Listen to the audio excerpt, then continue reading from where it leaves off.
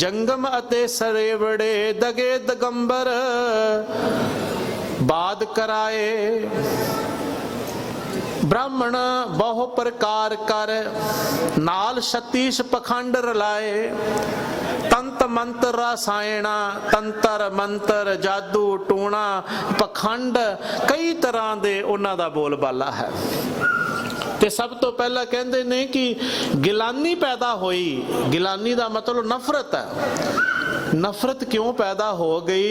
क्योंकि एक श्रेणी ने अपना प्रशासन इदां दा नफरत वाला बना दिता। उन्हें चार वर्ण पैदा कर दिते। एक ब्राह्मण बनाता, दूजा खत्तरी बना दिता, तीजा वैश्य बना दिता ते चौथा शूद्र बना दिता। चार वर्ण, चार आश्रम जग विच हिंदू मुसलमाने खुदी बखील तकबरी खिंचो तान करेण तिकाणे। ते भाई साहब मैं ज्यादा पूरी ना बेनती करा, सच किनारे रह गया खै मरदे बामण मुलाणे। बामण ते मुल्ला आपस विच लड़दे ने।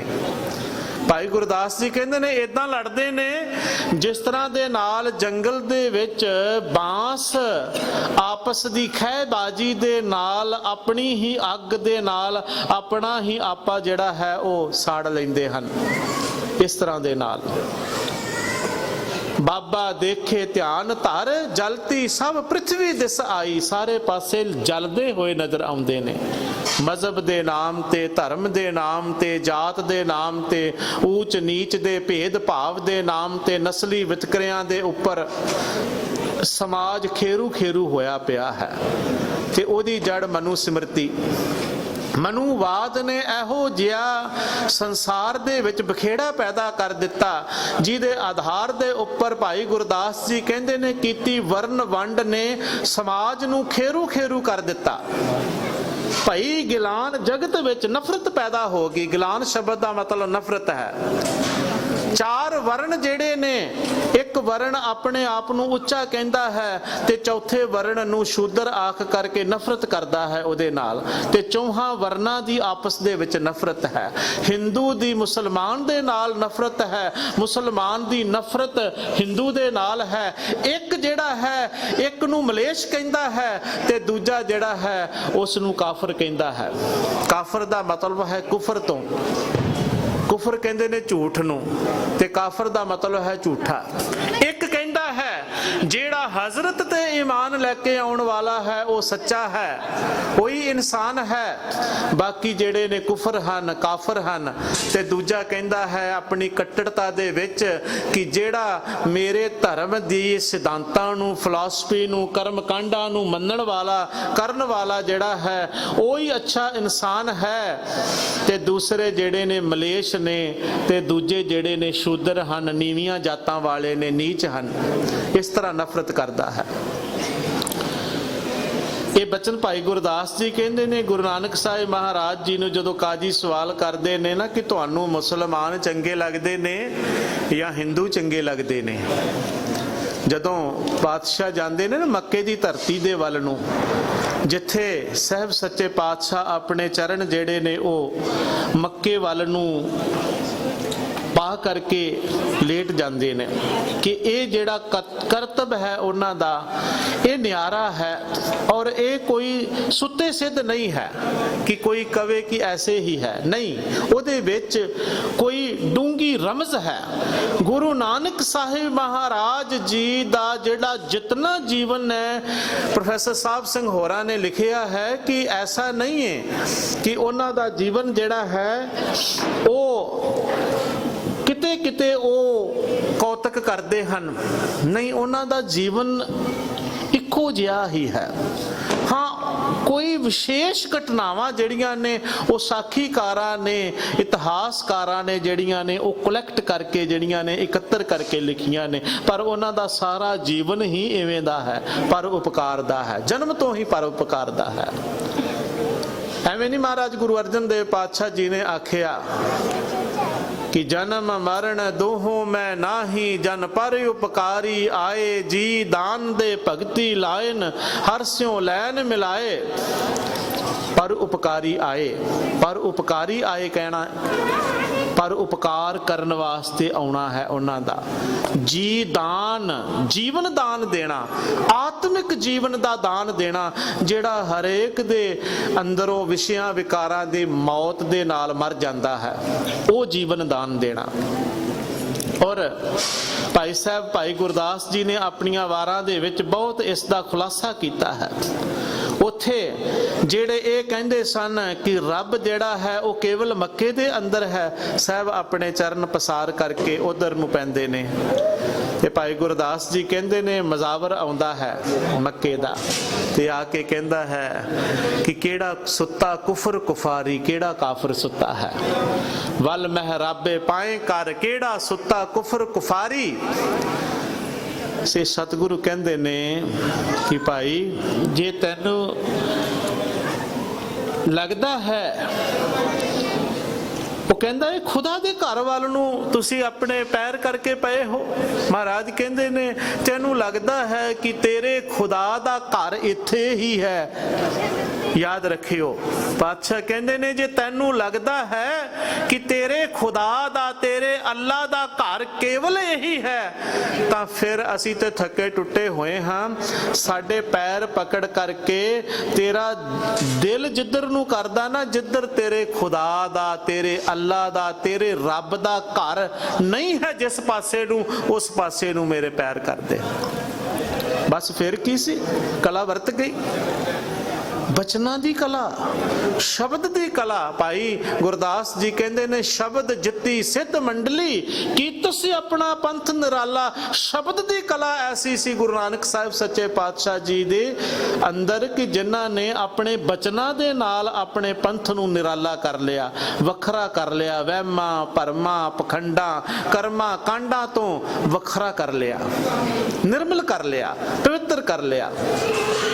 तैनू लगता है जिधर तेरे खुदा दा घर नहीं है, मेरे चरण पकड़ के इधर कर दे, फिर मक्का घूमदा ना ते क्यों, फिर होर की हुंदा। समझ आ गई, सोझी आ गई, अंदर गल वस गई, सच्ची गल कह रही है। ओए मेरा खुदा ते हर तरफ है, मेरा अल्लाह ते हर तरफ है। ये साईं सवारे जेड़े ने, ये अल्लाह दे प्यारे जेड़े ने सच कह रहे ने।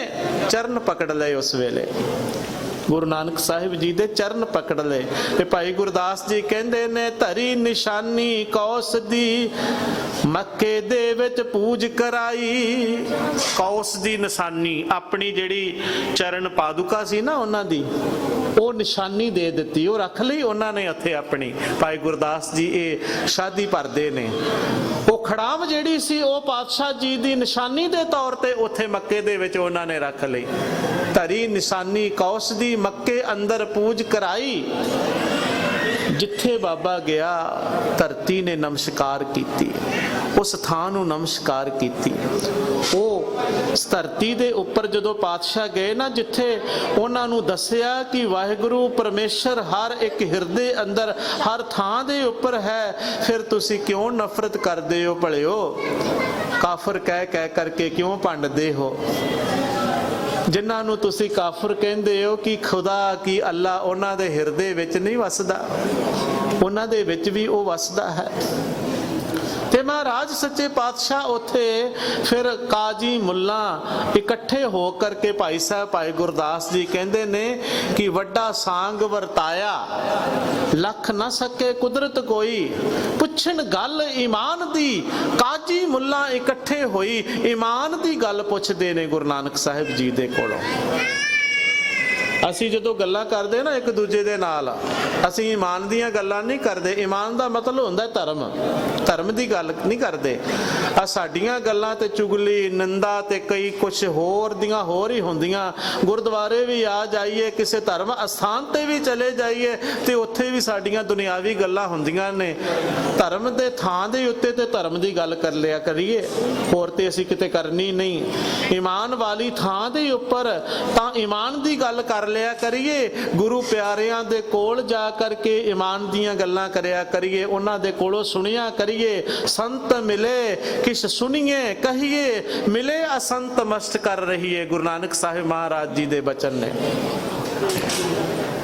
ਗੁਰਮੁਖਾਂ ਨੂੰ ਮਿਲ ਕੇ ਕੋਈ ਰੱਬ ਦੀ ਗੱਲ ਕਰੀਏ।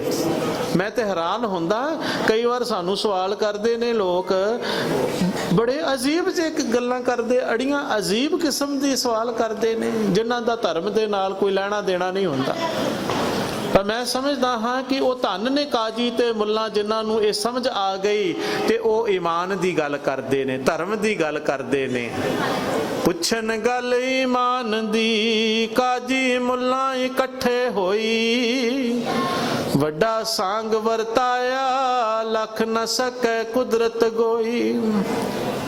ਤੇ ਬਾਦਸ਼ਾਹ ਨੂੰ ਕੀ ਕਹਿੰਦੇ ਨੇ, ਪੁੱਛਦੇ ਨੇ, ਕਹਿੰਦੇ ਨੇ ਕਿ ਸਾਨੂੰ ਇਹ ਦੱਸੋ ਕਿ ਤੁਸੀਂ, ਤੁਹਾਡੀਆਂ ਨਜ਼ਰਾਂ ਦੇ ਵਿੱਚ ਇਸਲਾਮ, ਤੁਹਾਡੀਆਂ ਨਜ਼ਰਾਂ ਦੇ ਵਿੱਚ ਮੁਸਲਮਾਨ ਤੁਹਾਨੂੰ ਪਿਆਰਾ ਹੈ ਜਾਂ ਹਿੰਦੂ ਪਿਆਰਾ ਹੈ? ਤੁਹਾਡੀਆਂ ਨਜ਼ਰਾਂ ਦੇ ਵਿੱਚ ਚੰਗਾ ਕੌਣ ਹੈ? ਅੱਜ ਸੁਣਿਓ ਗੁਰੂ ਨਾਨਕ ਸਾਹਿਬ ਜੀ ਦੀ ਜ਼ੁਬਾਨੀ, ਭਾਈ ਗੁਰਦਾਸ ਜੀ ਕਹਿੰਦੇ ਨੇ, ਅਸੀਂ ਵੀ ਤੇ ਚੰਗੇ ਮਾੜੇ ਦੀ ਗੱਲ ਕਰਦੇ ਹੀ ਆ ਨਾ, ਪਰਖ ਕਰਦੇ ਹੀ ਆ। ਕੌਮੀ ਤੌਰ ਦੇ ਉੱਪਰ ਅਸੀਂ ਆਖੀਏ ਚੰਗਾ ਕੌਣ ਹੈ, ਮਾੜਾ ਕੌਣ ਹੈ, ਤੇ ਸੱਚ ਜਾਣਿਓ ਕੌਮੀ ਤੌਰ ਦੇ ਉੱਪਰ ਮੈਂ ਦਾਅਵੇ ਨਾਲ ਕਹਿੰਦਾ ਹਾਂ ਕਿ ਕੋਈ ਬੰਦਾ ਨਹੀਂ ਇਹ ਕਹਿ ਸਕਦਾ ਕਿ ਫਲਾਨੀ ਕੌਮ ਦੇ ਸਾਰੇ ਬੰਦੇ ਮਾੜੇ ਨੇ, ਸਾਰੇ ਦੇ ਸਾਰੇ ਮਾੜੇ ਬੰਦੇ ਨੇ। ਉਸ ਕੌਮ ਦੇ ਸਾਰੇ ਚੰਗੇ ਬੰਦੇ ਨੇ। ਹਿੰਦੂ ਸਾਰੇ ਚੰਗੇ ਨੇ, ਮੁਸਲਮਾਨ ਸਾਰੇ ਮਾੜੇ ਨੇ, ਜਾਂ ਮੁਸਲਮਾਨ ਸਾਰੇ ਚੰਗੇ ਨੇ, ਹਿੰਦੂ ਸਾਰੇ ਮਾੜੇ ਨੇ, ਈਸਾਈ ਸਾਰੇ ਚੰਗੇ ਨੇ ਤੇ ਬੋਧੀ ਸਾਰੇ ਮਾੜੇ ਨੇ? ਕੋਈ ਕਹਿ ਸਕਦਾ ਹੈ? ਪਾਤਸ਼ਾਹ ਨੂੰ ਕਹਿੰਦੇ ਨੇ, ਚੰਗਾ ਕੌਣ ਹੈ, ਵੱਡਾ ਕੌਣ ਹੈ, ਚੰਗਾ ਵੱਡਾ ਵਧੀਆ ਕੌਣ ਹੈ? ਹਿੰਦੂ ਵੱਡਾ ਕੇ ਮੁਸਲਮਾਨ ਹੋਈ, ਪੁੱਛਣ ਗੱਲ ਈਮਾਨ ਦੀ। ਪੁੱਛਦੇ ਨੇ, ਤੁਸੀਂ ਸਾਨੂੰ ਦੱਸੋ ਤੁਹਾਡੀਆਂ ਨਜ਼ਰਾਂ ਦੇ ਵਿੱਚ ਚੰਗਾ ਵਧੀਆ ਇਨਸਾਨ ਮੁਸਲਮਾਨ ਹੈ ਜਾਂ ਹਿੰਦੂ ਹੈ? ਤੁਸੀਂ ਕਿਹਨੂੰ ਸਮਝਦੇ ਹੋ? ਮੁਸਲਮਾਨ ਨੂੰ ਵੱਡਾ ਸਮਝਦੇ ਹੋ ਕਿ ਹਿੰਦੂ ਨੂੰ ਵੱਡਾ? ਧਰਮ ਕਰਕੇ, ਜੀਵਨ ਕਰਕੇ ਕੌਣ ਵੱਡਾ ਹੈ? ਅਸਲ ਵਿੱਚ ਉਹਨਾਂ ਦਾ ਜਿਹੜਾ ਸਵਾਲ ਸੀ ਨਾ, ਉਹ ਮਜ਼ਹਬ ਕਰਕੇ ਹੀ ਸੀ, ਵੀ ਮਜ਼ਹਬ ਕਰਕੇ ਕੌਣ ਵੱਡਾ ਹੈ? ਮੁਸਲਮਾਨ ਮਜ਼ਹਬ ਵੱਡਾ ਹੈ ਜਾਂ ਹਿੰਦੂ ਮਜ਼ਹਬ ਵੱਡਾ ਹੈ?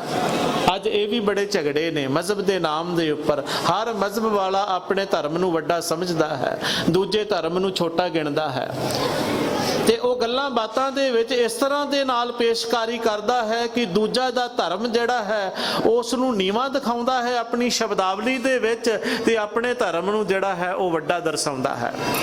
ਪੁੱਛਦੇ ਨੇ, ਹਿੰਦੂ ਵੱਡਾ ਕਿ ਮੁਸਲਮਾਨ ਹੋਈ, ਹਿੰਦੂ ਵੱਡਾ ਹੈ ਕਿ ਮੁਸਲਮਾਨ ਵੱਡਾ ਹੈ? ਤੇ ਪਾਤਸ਼ਾਹ ਪਤਾ ਕੀ ਕਹਿੰਦੇ ਨੇ? ਬਾਬਾ ਆਖੇ ਹਾਜੀਆਂ, ਬਾਬਾ ਆਖੇ ਹਾਜੀਆਂ, ਬਾਬਾ ਆਖੇ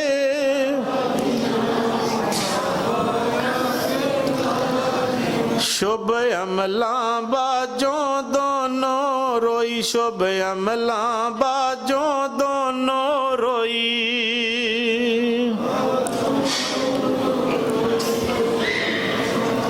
ਹਾਜ਼ੀਆਂ ਨੂੰ, ਹਾਜ਼ੀ ਦਾ ਮਤਲਬ ਹੱਜ ਕਰਨ ਵਾਲੇ ਜਿਹੜੇ ਲੋਕ ਸਨ, ਕਹਿੰਦੇ ਮਹਾਰਾਜ ਜੇ ਸ਼ੁਭ ਅਮਲ ਮੁਸਲਮਾਨ ਦੇ ਨਹੀਂ ਤੇ ਉਹ ਵੀ ਵਧੀਆ ਨਹੀਂ। ਅਮਲ ਕਹਿੰਦੇ ਨੇ ਕੰਮਾਂ ਨੂੰ, ਕਰਮਾਂ ਨੂੰ, ਪਰਫਾਰਮੈਂਸ ਨੂੰ, ਕਿਰਤ ਨੂੰ, ਜੋ ਉਹ ਕੰਮ ਕਰ ਰਿਹਾ ਹੈ।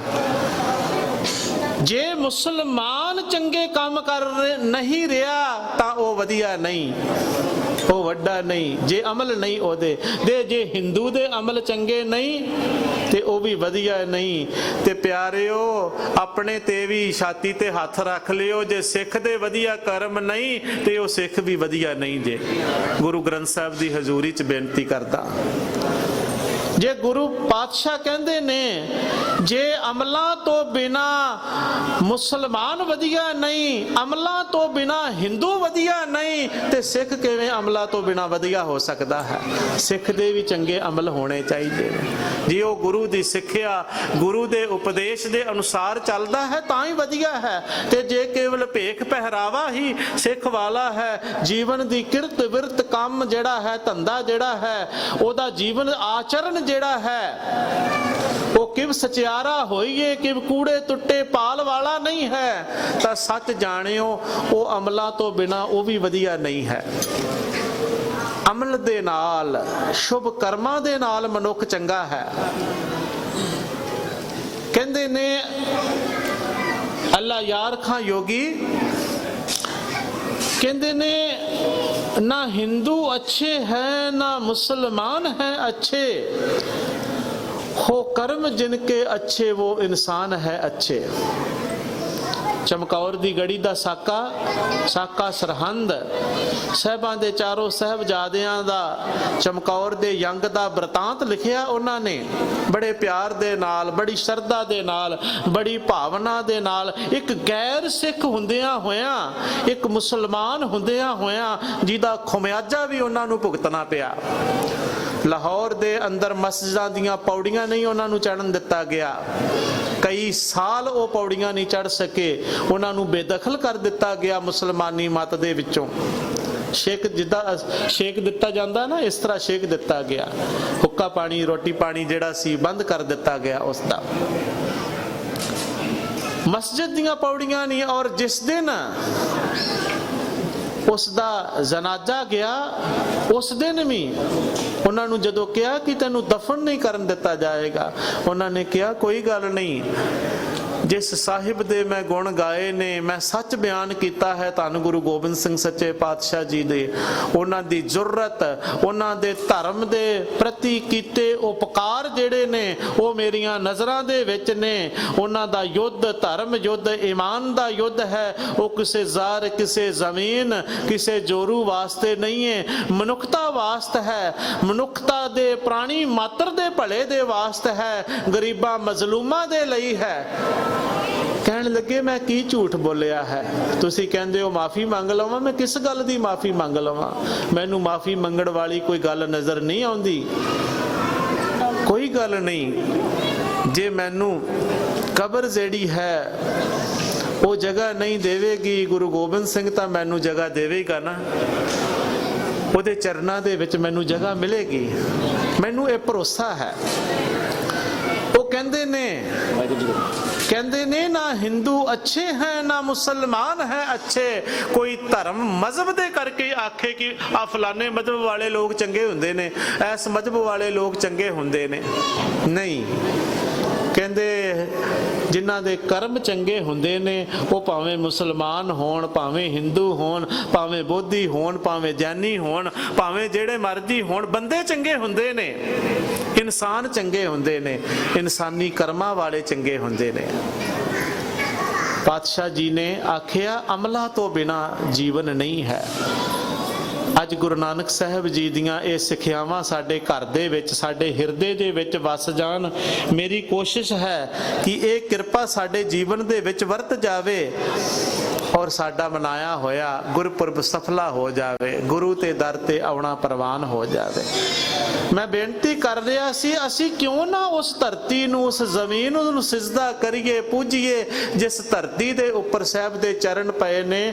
ਉਹ ਤੇ ਭਲਾ ਕਰਨ ਤੇ ਖੁਸ਼ੀਆਂ ਦੇਣ ਵਾਸਤੇ ਸੰਸਾਰ ਨੂੰ ਆਏ ਸਨ। ਮੈਂ ਬੇਨਤੀ ਕਰਦਾ ਪਿਆ ਸੀ ਕਿ ਜਦੋਂ ਆਮਦ ਹੋਈ ਤਲਵੰਡੀ ਦੇ ਅੰਦਰ, ਨਾ ਨਾਮ ਤਲਵੰਡੀ ਰਿਹਾ, ਨਾਮ ਨਨਕਾਣਾ ਸਾਹਿਬ ਪੈ ਗਿਆ। ਅਸੀਂ ਸਤਿਕਾਰ ਦੇ ਨਾਲ ਨਨਕਾਣਾ ਸਾਹਿਬ ਆਖਦੇ ਹਾਂ। ਤੇ ਉੱਥੇ ਉਸ ਧਰਤੀ ਦਾ ਜ਼ਰਾ ਜ਼ਰਾ ਜਿਹੜਾ ਹੈ ਪੂਜਨੀਕ ਹੈ, ਜਿੱਥੇ ਪਾਤਸ਼ਾਹ ਜੀ ਦੇ ਨਿੱਕੇ ਨਿੱਕੇ ਚਰਨ ਜਿਹੜੇ ਨੇ ਖੇਲੇ ਕੁੱਦੇ ਮੱਝੀਆਂ ਚਾਰੀਆਂ ਜਿਸ ਥਾਂ ਦੇ ਉੱਪਰ, ਜਿਸ ਧਰਤੀ ਦੇ ਉੱਪਰ ਪਾਤਸ਼ਾਹ ਕਹਿੰਦੇ ਨੇ उस धरती दे उपर ऐसी मेहर ऐसी कृपा हो गई, सा धरती पई हरियावली, जिथे मेरा सतगुर बैठा आए, जिथे सतगुर आके बैठ गया वो हरी भरी हो गई। से जंत भये हरियावले, जिन्नी मेरा सतगुर देखिया जाए, ओ जीव जंतु भी ਜਿਹੜੇ ਸਨ ਹਰੇ ਭਰੇ ਹੋ ਗਏ। ਧੰਨ ਧੰਨ ਪਿਤਾ ਧੰਨ ਧੰਨ ਕੁਲ, ਧੰਨ ਧੰਨ ਸੋ ਜਨਨੀ ਜਿਨ ਗੁਰੂ ਜਣਿਆ ਮਾਏ। ਮਾਂ ਤ੍ਰਿਪਤਾ ਦੀ ਗੱਲ ਕਰਦੇ ਪਏ ਸੀ। ਪਿਤਾ ਤਾਂ ਪੂਜਨੀਕ ਹੈ, ਧੰਨ ਪਿਤਾ ਪ੍ਰਧਾਨ, ਧੰਨ ਜਨਨੀ ਜਿਨ ਜਾਇਆ, ਧੰਨ ਪਿਤਾ ਪ੍ਰਧਾਨ, ਉਹ ਪਿਤਾ ਪ੍ਰਧਾਨ, ਉਹ ਮਾਂ ਧੰਨ ਹੈ, ਉਹ ਜਨਨੀ ਧੰਨ ਹੈ। ਮਾਂ ਤ੍ਰਿਪਤਾ ਬੇਨਤੀ ਕਰ ਰਿਹਾ ਸੀ। ਤ੍ਰਿਪਤਾ ਸ਼ਬਦ ਦਾ ਮਤਲਬ ਹੈ ਤ੍ਰਿਪਤ। ਮੈਂ ਕਦੇ ਦੇਖਿਆ ਨਹੀਂ ਬਹੁਤਾਤ ਦੇ ਵਿੱਚ ਇਸ ਨਾਮ ਵਾਲੀਆਂ ਮਾਤਾਵਾਂ ਨੂੰ। ਸ਼ਾਇਦ ਉਹਦਾ ਕਾਰਨ ਇਹ ਹੋਵੇ ਕਿ ਉਹ ਮਾਵਾਂ ਜਿਹੜੀਆਂ ਨੇ ਇਸ ਯੋਗ ਨਹੀਂ ਇਸ ਨਾਮ ਦੇ। ਕੇਵਲ ਗੁਰੂ ਨਾਨਕ ਸਾਹਿਬ ਜੀ ਦੀ ਮਾਂ ਹੀ ਇਸ ਨਾਮ ਦੇ ਯੋਗ ਹੈ कि जिहदा नाम तृप्ता रखिया है। तृप्ता दा मतलब है तृप्त, एक रज्जी होई मां। एक रज्जी होई मां ही एक रज्जी होई आत्मा नूं जन्म दे सकदी है, जिहदी बरकत दे नाल अज सारा संसार दियां भुखां जिहड़ियां ने मिट रहीआं ने। एक रज्जी होई मां, एक भुखी मां दी पेटों भुखा ही जन्म लवेगा ना, रज्जिया होया ते जन्म नहीं ले सकदा। जिस मां दी तृष्णा दी भुख नहीं मिटदी, कदे पदार्थां, कदे धन, कदे वस्तुआं, आ कपड़ियां नूं लै लो, बीबियां तुर पैण ना बाजार वाल नूं, एक निक्की दी चीज लैण जाण ते उथों पंड कपड़ियां दी लैके आ जांदियां ने घर दे विच। माफ करना, गुस्सा ना करियो। जे सोने वाले पासे तुर पैण, जे चांदी वाले पासे तुर पैण, पहनण वाले किसी भी चीज नूं लै लईए, गुस्सा ना करिया जे, ਇਹ ਫਿਤਰਤ ਹੈ। ਪਾਤਸ਼ਾਹ ਗੁਰੂ ਨਾਨਕ ਕਾਮਨ ਲੋੜੇ ਸੋਇਨਾ ਰੂਪਾ ਪੁਰਖ। ਕਾਮਨ ਦਾ ਮਤਲਬ ਇਸਤਰੀ। ਇਸਤਰੀ ਕੀ ਚਾਹੁੰਦੀ ਹੈ? ਉਹਨੂੰ ਇੱਕ ਰਸ ਹੈ ਸੋਨੇ ਦਾ, ਰੂਪੇ ਦਾ, ਕੱਪੜੇ ਦਾ, ਖਾਣ ਪੀਣ ਦਾ, ਪਾਉਣ ਦਾ, ਲਾਉਣ ਦਾ, ਪਹਿਨਣ ਦਾ। रस सोयना रस रूपा करमल, परमल रस परमल की वास, इते रस शरीर के कह घट नाम निवास। जिथे इन्ने रस इकट्ठे होए होण, खाण दा रस, पहनण दा रस, सोने चांदी दे गहणियां दा रस, ਇਹ ਅਨੇਕਾਂ ਹੀ ਰਸ ਨੇ ਸ਼ਰੀਰ ਦੇ ਨਾਲ। ਕਦੇ ਪਿਆਰਿਓ ਇਕਾਗਰਤਾ ਦੇ ਵਿੱਚ ਬੈਠ ਕੇ ਵਿਚਾਰ ਤੇ ਕਰਿਓ ਕਿੰਨੇ ਰਸ ਅਸੀਂ ਲਾਏ ਬੈਠੇ ਨੇ ਇਸ ਸਰੀਰ ਨੂੰ, ਆਪਣੇ ਤਨ ਨੂੰ, ਆਪਣੇ ਸ਼ਰੀਰਾਂ ਨੂੰ ਕਿੰਨੇ ਸਵਾਦ ਲਾ ਕੇ ਬੈਠੇ ਹੋਏ ਹਾਂ। ਇੰਨੇ ਸਵਾਦ ਸਾਡੇ ਅੰਦਰ ਹੋਣ, ਨਾਮ ਦੀ ਜਗ੍ਹਾ ਕਿੱਥੇ ਬਚੇਗੀ? ਫਿਰ ਕਹਿੰਦੇ ਨੇ ਨਾਮ ਦੀ ਭੁੱਖ ਨਹੀਂ ਲੱਗਦੀ। ਨਾਮ ਦੀ ਭੁੱਖ ਤੇ ਤਾਂ ਹੀ ਲੱਗੇਗੀ ਨਾ ਜੇ ਨਾਮ ਵਾਸਤੇ ਕੋਈ ਜਗ੍ਹਾ ਹੋਵੇਗੀ। ਜੇ ਪਹਿਲਾਂ ਹੀ ਭਰ ਛੱਡਿਆ ਅੰਦਰ ਸਾਰਾ ਧਨ ਪਦਾਰਥਾਂ ਵਸਤੂਆਂ ਦੇ ਲਾਲਚ ਤੇ ਲਾਲਸਾ ਦੇ ਨਾਲ, ਤ੍ਰਿਸ਼ਨਾ ਦੇ ਨਾਲ, ਕਹਿ ਘਟ ਨਾਮ ਨਿਵਾਸ, ਨਾਮ ਦਾ ਨਿਵਾਸ ਕਿੱਥੇ ਹੋਵੇਗਾ? ਮਹਾਰਾਜ ਕਹਿੰਦੇ ਨੇ ਕੰਮ ਨ ਲੋੜੇ ਸੋਇ ਨਾ ਰਿਪਾ, ਮਿੱਤਰ ਲੋੜੇਨ ਸੁਖਾ ਦਾਤਾ। ਬੰਦਿਆਂ ਨੂੰ ਕੀ ਹੈ? ਚਾਰ ਬੰਦੇ ਇਕੱਠੇ ਹੋਏ ਤੇ ਖਾ ਲਿਆ, ਪੀ ਲਿਆ, ਬੋਤਲਾਂ ਮੰਗਾ ਲੀਆਂ, ਖਾਣ ਪੀਣ ਦੇ ਵਿੱਚ ਲੱਗ ਗਏ। ਮਿੱਤਰ ਲੋੜੇਨ ਸੁਖਾ ਦਾਤਾ, ਮਿੱਤਰ ਲੋੜਦੇ ਨੇ, ਬੰਦੇ ਲੋੜਦੇ ਨੇ ਖਾਣਾ ਪੀਣਾ, ਤੇ ਔਰਤ ਕੀ ਲੋੜਦੀ ਹੈ? ਪਾਤਸ਼ਾਹ ਕਹਿੰਦੇ ਨੇ ਉਹਦੀ ਫਿਤਰਤ ਹੈ। ਹਾਂ, ਸਾਰੀਆਂ ਮਾਵਾਂ ਬਾਰੇ ਨਹੀਂ ਜੇ ਮੈਂ ਹੱਥ ਜੋੜ ਕੇ ਮਾਫੀ ਮੰਗਦਾ। ਉਹ ਮਾਵਾਂ ਜਿਨ੍ਹਾਂ ਦੇ ਹਿਰਦੇ ਦੀ, ਜਿਨ੍ਹਾਂ ਨਾਲ ਕੁੱਖਾਂ ਸਫਲ ਨੇ, ਜਿਹੜੀਆਂ ਸੂਰਬੀਰਾਂ ਨੂੰ, ਭਗਤਾਂ ਨੂੰ, ਗੁਰਮੁਖਾਂ ਨੂੰ, ਨਾਮ ਜਪਣ ਵਾਲਿਆਂ ਨੂੰ, ਯੋਧਿਆਂ ਨੂੰ, ਦਾਨੀਆਂ ਨੂੰ ਜਨਮ ਦਿੰਦੀਆਂ ਨੇ। ਇੱਕ ਰੱਜੀ ਹੋਈ ਮਾਂ ਹੀ ਜਿਹੜੀ ਹੈ ਰੱਜੀ ਹੋਈ ਆਤਮਾ ਨੂੰ ਜਨਮ ਦੇ ਸਕਦੀ ਹੈ। ਭੁੱਖੀਆਂ ਮਾਵਾਂ ਕਦੇ ਰੱਜੀਆਂ ਆਤਮਾ ਨੂੰ ਜਨਮ ਨਹੀਂ ਦੇ ਸਕਦੀਆਂ। ਅੱਜ ਤੋਂ ਅੱਜ ਦੇ ਲੰਗਰਾਂ ਵੱਲ ਦੇਖਦੇ ਆ ਨਾ ਅਸੀਂ, ਵੱਡੀ ਪੱਧਰ ਦੇ ਉੱਪਰ ਜਿੱਥੇ ਵੀ ਕਿਤੇ ਕੋਈ ਸੰਕਟ ਘੋਰ ਆਪਦਾ ਪੈਦਾ ਹੁੰਦੀ ਹੈ, ਖਾਲਸਾ ਏਡ ਪਹੁੰਚ ਜਾਂਦੀ ਹੈ। ਇਹ ਕੌਣ ਨੇ ਬਈ? ਇਹ ਕੀ ਲੱਗਦੇ ਨੇ? ਸੀਰੀਆ ਵਾਲਿਆਂ ਦੇ ਕੀ ਲੱਗਦੇ? ਰਿਸ਼ਤੇਦਾਰੀ ਕੋਈ ਉਹਨਾਂ ਦੇ ਨਾਲ? ਆ ਬਰਮਾ ਵਾਲਿਆਂ ਦੇ ਨਾਲ, ਬੋਧੀਆਂ ਦੇ ਨਾਲ, ਉਥੋਂ ਦੇ ਧੱਕੇਸ਼ਾਹੀ ਮੁਸਲਮਾਨਾਂ ਦੇ ਉੱਪਰ ਉਹਨਾਂ ਦੇ ਨਾਲ ਕੋਈ ਰਿਸ਼ਤੇਦਾਰੀ ਕੀ ਸੰਬੰਧ ਹੈ? ਇਹਨਾਂ ਸਿੱਖਾਂ ਦਾ, ਇਹ ਗੁਰੂ ਨਾਨਕ ਕਿਆਂ ਦਾ ਕੀ ਸੰਬੰਧ ਹੈ? ਕੋਈ ਰਿਸ਼ਤੇਦਾਰੀ ਤੇ ਨਹੀਂ ਨਾ। ਪਰ ਗੁਰੂ ਨਾਨਕ ਨੇ ਜਿਹੜੇ 20 ਰੁਪਏ ਦਾ ਲੰਗਰ ਲਾਇਆ ਹੈ ਨਾ, ਉਹ ਮੁੱਕਦਾ ਨਹੀਂ ਪਿਆ ਤੇ ਨਾ ਹੀ ਰਹਿੰਦੀ ਦੁਨੀਆ ਤੱਕ ਮੁੱਕਣਾ ਹੈ।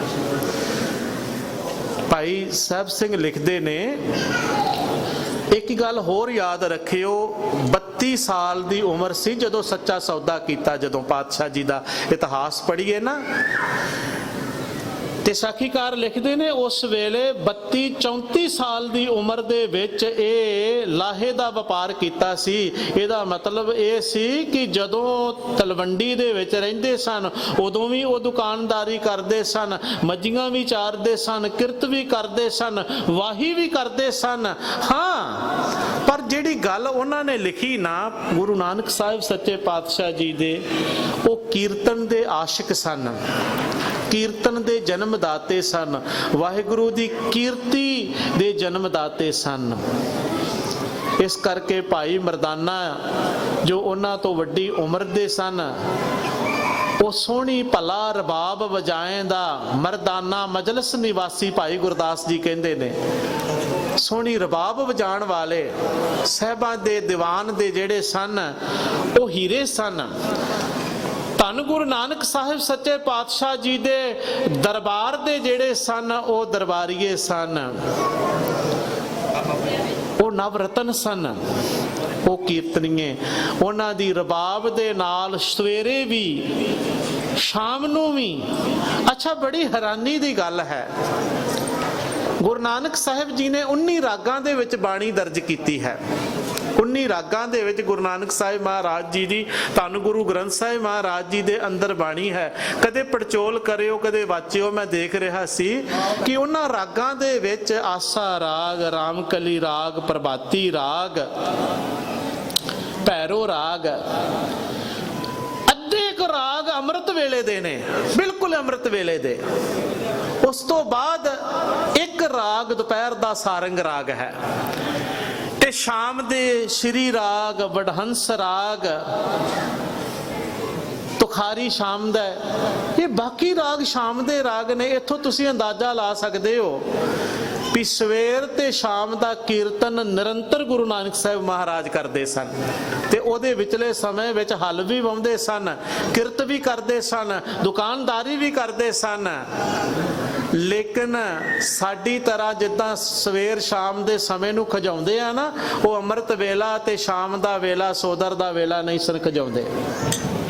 ਭਾਈ ਗੁਰਦਾਸ ਜੀ ਕਹਿੰਦੇ ਨੇ ਉਹਨਾਂ ਦੀ ਜਿਹੜੀ ਦਿਨਚਰਿਆ ਸੀ, ਜਦੋਂ ਉਹ ਕਰਤਾਰਪੁਰ ਦੇ ਵਿੱਚ ਆਉਂਦੇ ਨੇ ਜਗਤ ਜਲੰਦੇ ਦਾ ਉਧਾਰ ਕਰਕੇ, ਕਿ ਫਿਰ ਬਾਬਾ ਆਇਆ ਕਰਤਾਰਪੁਰ ਭੇਖ ਉਦਾਸੀ ਸਗਲ ਉਤਾਰਾ, ਪੈਰ ਸੰਸਾਰੀ ਕੱਪੜੇ ਮੰਜੀ ਬੈਠ ਕੀਆ ਅਵਤਾਰਾ, ਪੁੱਤਰੀ ਕੌਲ ਨਾ ਪਾਲਿਓ ਮਨ ਖੋਟੇ ਆਕੀ ਨਸਿਆਰਾ, ਬਾਣੀ ਮੁਖੋਂ ਉਚਾਰੀਏ ਹੋਏ ਰਸ਼ਨਾਈ ਜਗ ਅੰਧਿਆਰਾ, ਗਿਆਨ ਗੋਸ਼ ਚਰਚਾ ਸਦਾ ਅਨਹਦ ਸ਼ਬਦ ਉੱਠੇ ਧੁਨਕਾਰਾ। ਤੇ ਉੱਥੇ ਨਾਲ ਉਹਨਾਂ ਨੇ ਜਿਹੜੀ ਸਵੇਰ ਸ਼ਾਮ ਦੀ ਮਰਿਆਦਾ ਬੰਨੀ ਨਾ, ਉਹਦੀ ਵੀ ਗੱਲ ਕੀਤੀ। ਸੋਦਰ ਆਰਤੀ ਗਾਵੀਏ ਅੰਮ੍ਰਿਤ ਵੇਲੇ ਜਾਪ ਉਚਾਰਾ। ਅੰਮ੍ਰਿਤ ਵੇਲੇ ਜਪਜੀ ਸਾਹਿਬ ਔਰ ਸ਼ਾਮ ਨੂੰ ਸੋਦਰ ਦਾ, ਤੇ ਉਸ ਤੋਂ ਬਾਅਦ ਆਰਤੀ ਦਾ ਸ਼ਬਦ ਜਿਹੜਾ ਸੀ, ਗਗਨ ਮੈਂ ਥਾਲ ਰੱਬ ਚੰਦ ਦੀਪਕ ਬਣੇ, ਇਹਦਾ ਜਿਹੜਾ ਸੀ ਗਾਇਨ ਹੁੰਦਾ ਸੀ। ਇਹਦਾ ਮਤਲਬ ਇਹ ਹੈ ਕਿ ਉਹ ਕਿਰਤ ਕਰਦੇ ਸਨ ਸ਼ੁਰੂ ਤੋਂ ਹੀ, ਆਰੰਭ ਤੋਂ ਹੀ। ਪਰ ਕੁਝ ਸਾਖੀਕਾਰਾਂ ਨੇ, ਕੁਝ ਇਤਿਹਾਸਕਾਰਾਂ ਨੇ ਆਪਣੇ ਆਪਣੇ ਦਿਮਾਗ ਦੇ ਨਾਲ ਮਹਾਰਾਜ ਜੀ ਦੀਆਂ ਸਾਖੀਆਂ ਤੇ ਉਹਨਾਂ ਦੇ ਜੀਵਨ ਦੇ ਬਾਰੇ ਲਿਖਣਾ ਕੀਤਾ, ਤੇ ਬਹੁਤ ਸਾਰੀਆਂ ਗੱਲਾਂ ਆਪਣੀ ਮਰਜ਼ੀ ਦੇ ਨਾਲ ਲਿਖ ਦਿੱਤੀਆਂ। ਪਾਤਸ਼ਾਹ ਦੀ ਬਾਣੀ ਪੜ੍ਹੀਏ ਤੇ ਸਾਡੇ ਸਾਰੇ ਭੁਲੇਖੇ ਨਿਕਲ ਜਾਂਦੇ ਨੇ, ਸਾਰੇ ਭੁਲੇਖੇ ਦੂਰ ਹੋ ਜਾਂਦੇ ਨੇ, ਤੇ ਉਹਨਾਂ ਦੇ ਜੀਵਨ ਦੇ ਬਾਰੇ ਕੋਈ ਸ਼ੰਕਾ ਨਹੀਂ ਰਹਿ ਜਾਂਦਾ ਕਿਸੇ ਵੀ ਤਰ੍ਹਾਂ ਦਾ। ਸਵੇਰ ਨੂੰ ਆਸਾ ਦੀ ਵਾਰ ਦਾ ਕੀਰਤਨ, ਪ੍ਰਭਾਤੀ ਰਾਗ ਦਾ ਕੀਰਤਨ, ਰਾਮਕਲੀ ਰਾਗ ਦੇ ਵਿੱਚ ਕੀਰਤਨ, ਭਾਈ ਮਰਦਾਨਾ ਜੀ ਦੀ ਰਬਾਬ ਦੇ ਨਾਲ। ਆਸਾ ਰਾਗ ਪ੍ਰਮੁੱਖ ਸੀ ਉਹਨਾਂ ਦਾ। ਪ੍ਰਭਾਤੀ ਰਾਗ, ਇਹਨਾਂ ਦੇ ਵਿੱਚ ਕੀਰਤਨ ਅੰਮ੍ਰਿਤ ਵੇਲੇ ਦੇ ਰਾਗਾਂ ਦੇ ਵਿੱਚ ਵੱਡੀ ਸਵੇਰ ਨੂੰ ਰੱਬੀ ਬਾਣੀ ਦੇ ਕੀਰਤਨ ਦੇ ਵਿੱਚ ਜੁੜ ਜਾਂਦੇ ਸਨ ਭਾਈ ਮਰਦਾਨਾ ਜੀ ਦੀ ਰਬਾਬ ਦੇ ਨਾਲ ਇੱਕ ਸੁਰ ਹੋ ਕਰਕੇ। ਔਰ ਫਿਰ ਦੁਪਹਿਰ ਨੂੰ ਵੀ ਸਮਾਂ ਮਿਲਦਾ ਤਾਂ ਉਸ ਵੇਲੇ ਵੀ, ਪਰ ਸ਼ਾਮ ਨੂੰ ਉਚੇਚੇ ਤੌਰ ਦੇ ਉੱਪਰ ਸਾਹਿਬ ਜੀ ਫਿਰ ਬਾਣੀ ਦੇ ਵਿੱਚ ਜੁੜਦੇ, ਕੀਰਤਨ ਦੇ ਵਿੱਚ ਜੁੜਦੇ। ਕਲਯੁਗ ਮੈਂ ਕੀਰਤਨ ਪ੍ਰਧਾਨਾ, ਗੁਰਮੁਖ ਜਪੀਏ ਲਾਏ ਧਿਆਨਾ। ਉਹਨਾਂ ਦਾ ਮੁੱਖ ਉਪਦੇਸ਼ ਸੀ ਕਿ ਕੀਰਤਨ ਤੇ ਵਾਹਿਗੁਰੂ ਦੀ ਕੀਰਤੀ ਹੀ ਮਨੁੱਖ ਦਾ ਭਲਾ ਕਰਨ ਵਾਲੀ ਹੈ। ਜੇ ਕੀਰਤਨ ਤੇ ਕੀਰਤੀ ਮਨੁੱਖ ਨੇ ਛੱਡ ਦਿੱਤੀ, ਰੱਬੀ ਬੰਦਗੀ ਤੇ ਸਿਮਰਨ ਛੱਡ ਦਿੱਤਾ, ਉਹਦੇ ਜੀਵਨ ਦੇ ਵਿੱਚ ਕੁਝ ਵੀ ਨਾ ਰਹੇਗਾ, ਉਹਦੇ ਪੱਲੇ ਕੁਝ ਵੀ ਨਹੀਂ ਰਹੇਗਾ। ਇਸੇ ਕਰਕੇ ਤੇ ਭਾਈ ਸਾਹਿਬ ਭਾਈ ਗੁਰਦਾਸ ਜੀ ਆਖਦੇ ਹਨ ਕਿ ਗੁਰੂ ਨਾਨਕ ਸਾਹਿਬ ਸੱਚੇ ਪਾਤਸ਼ਾਹ ਨੇ ਜਗਤ ਦੇ ਵਿੱਚ ਫਿਰ ਕਰਕੇ ਘੁੰਮ ਕਰਕੇ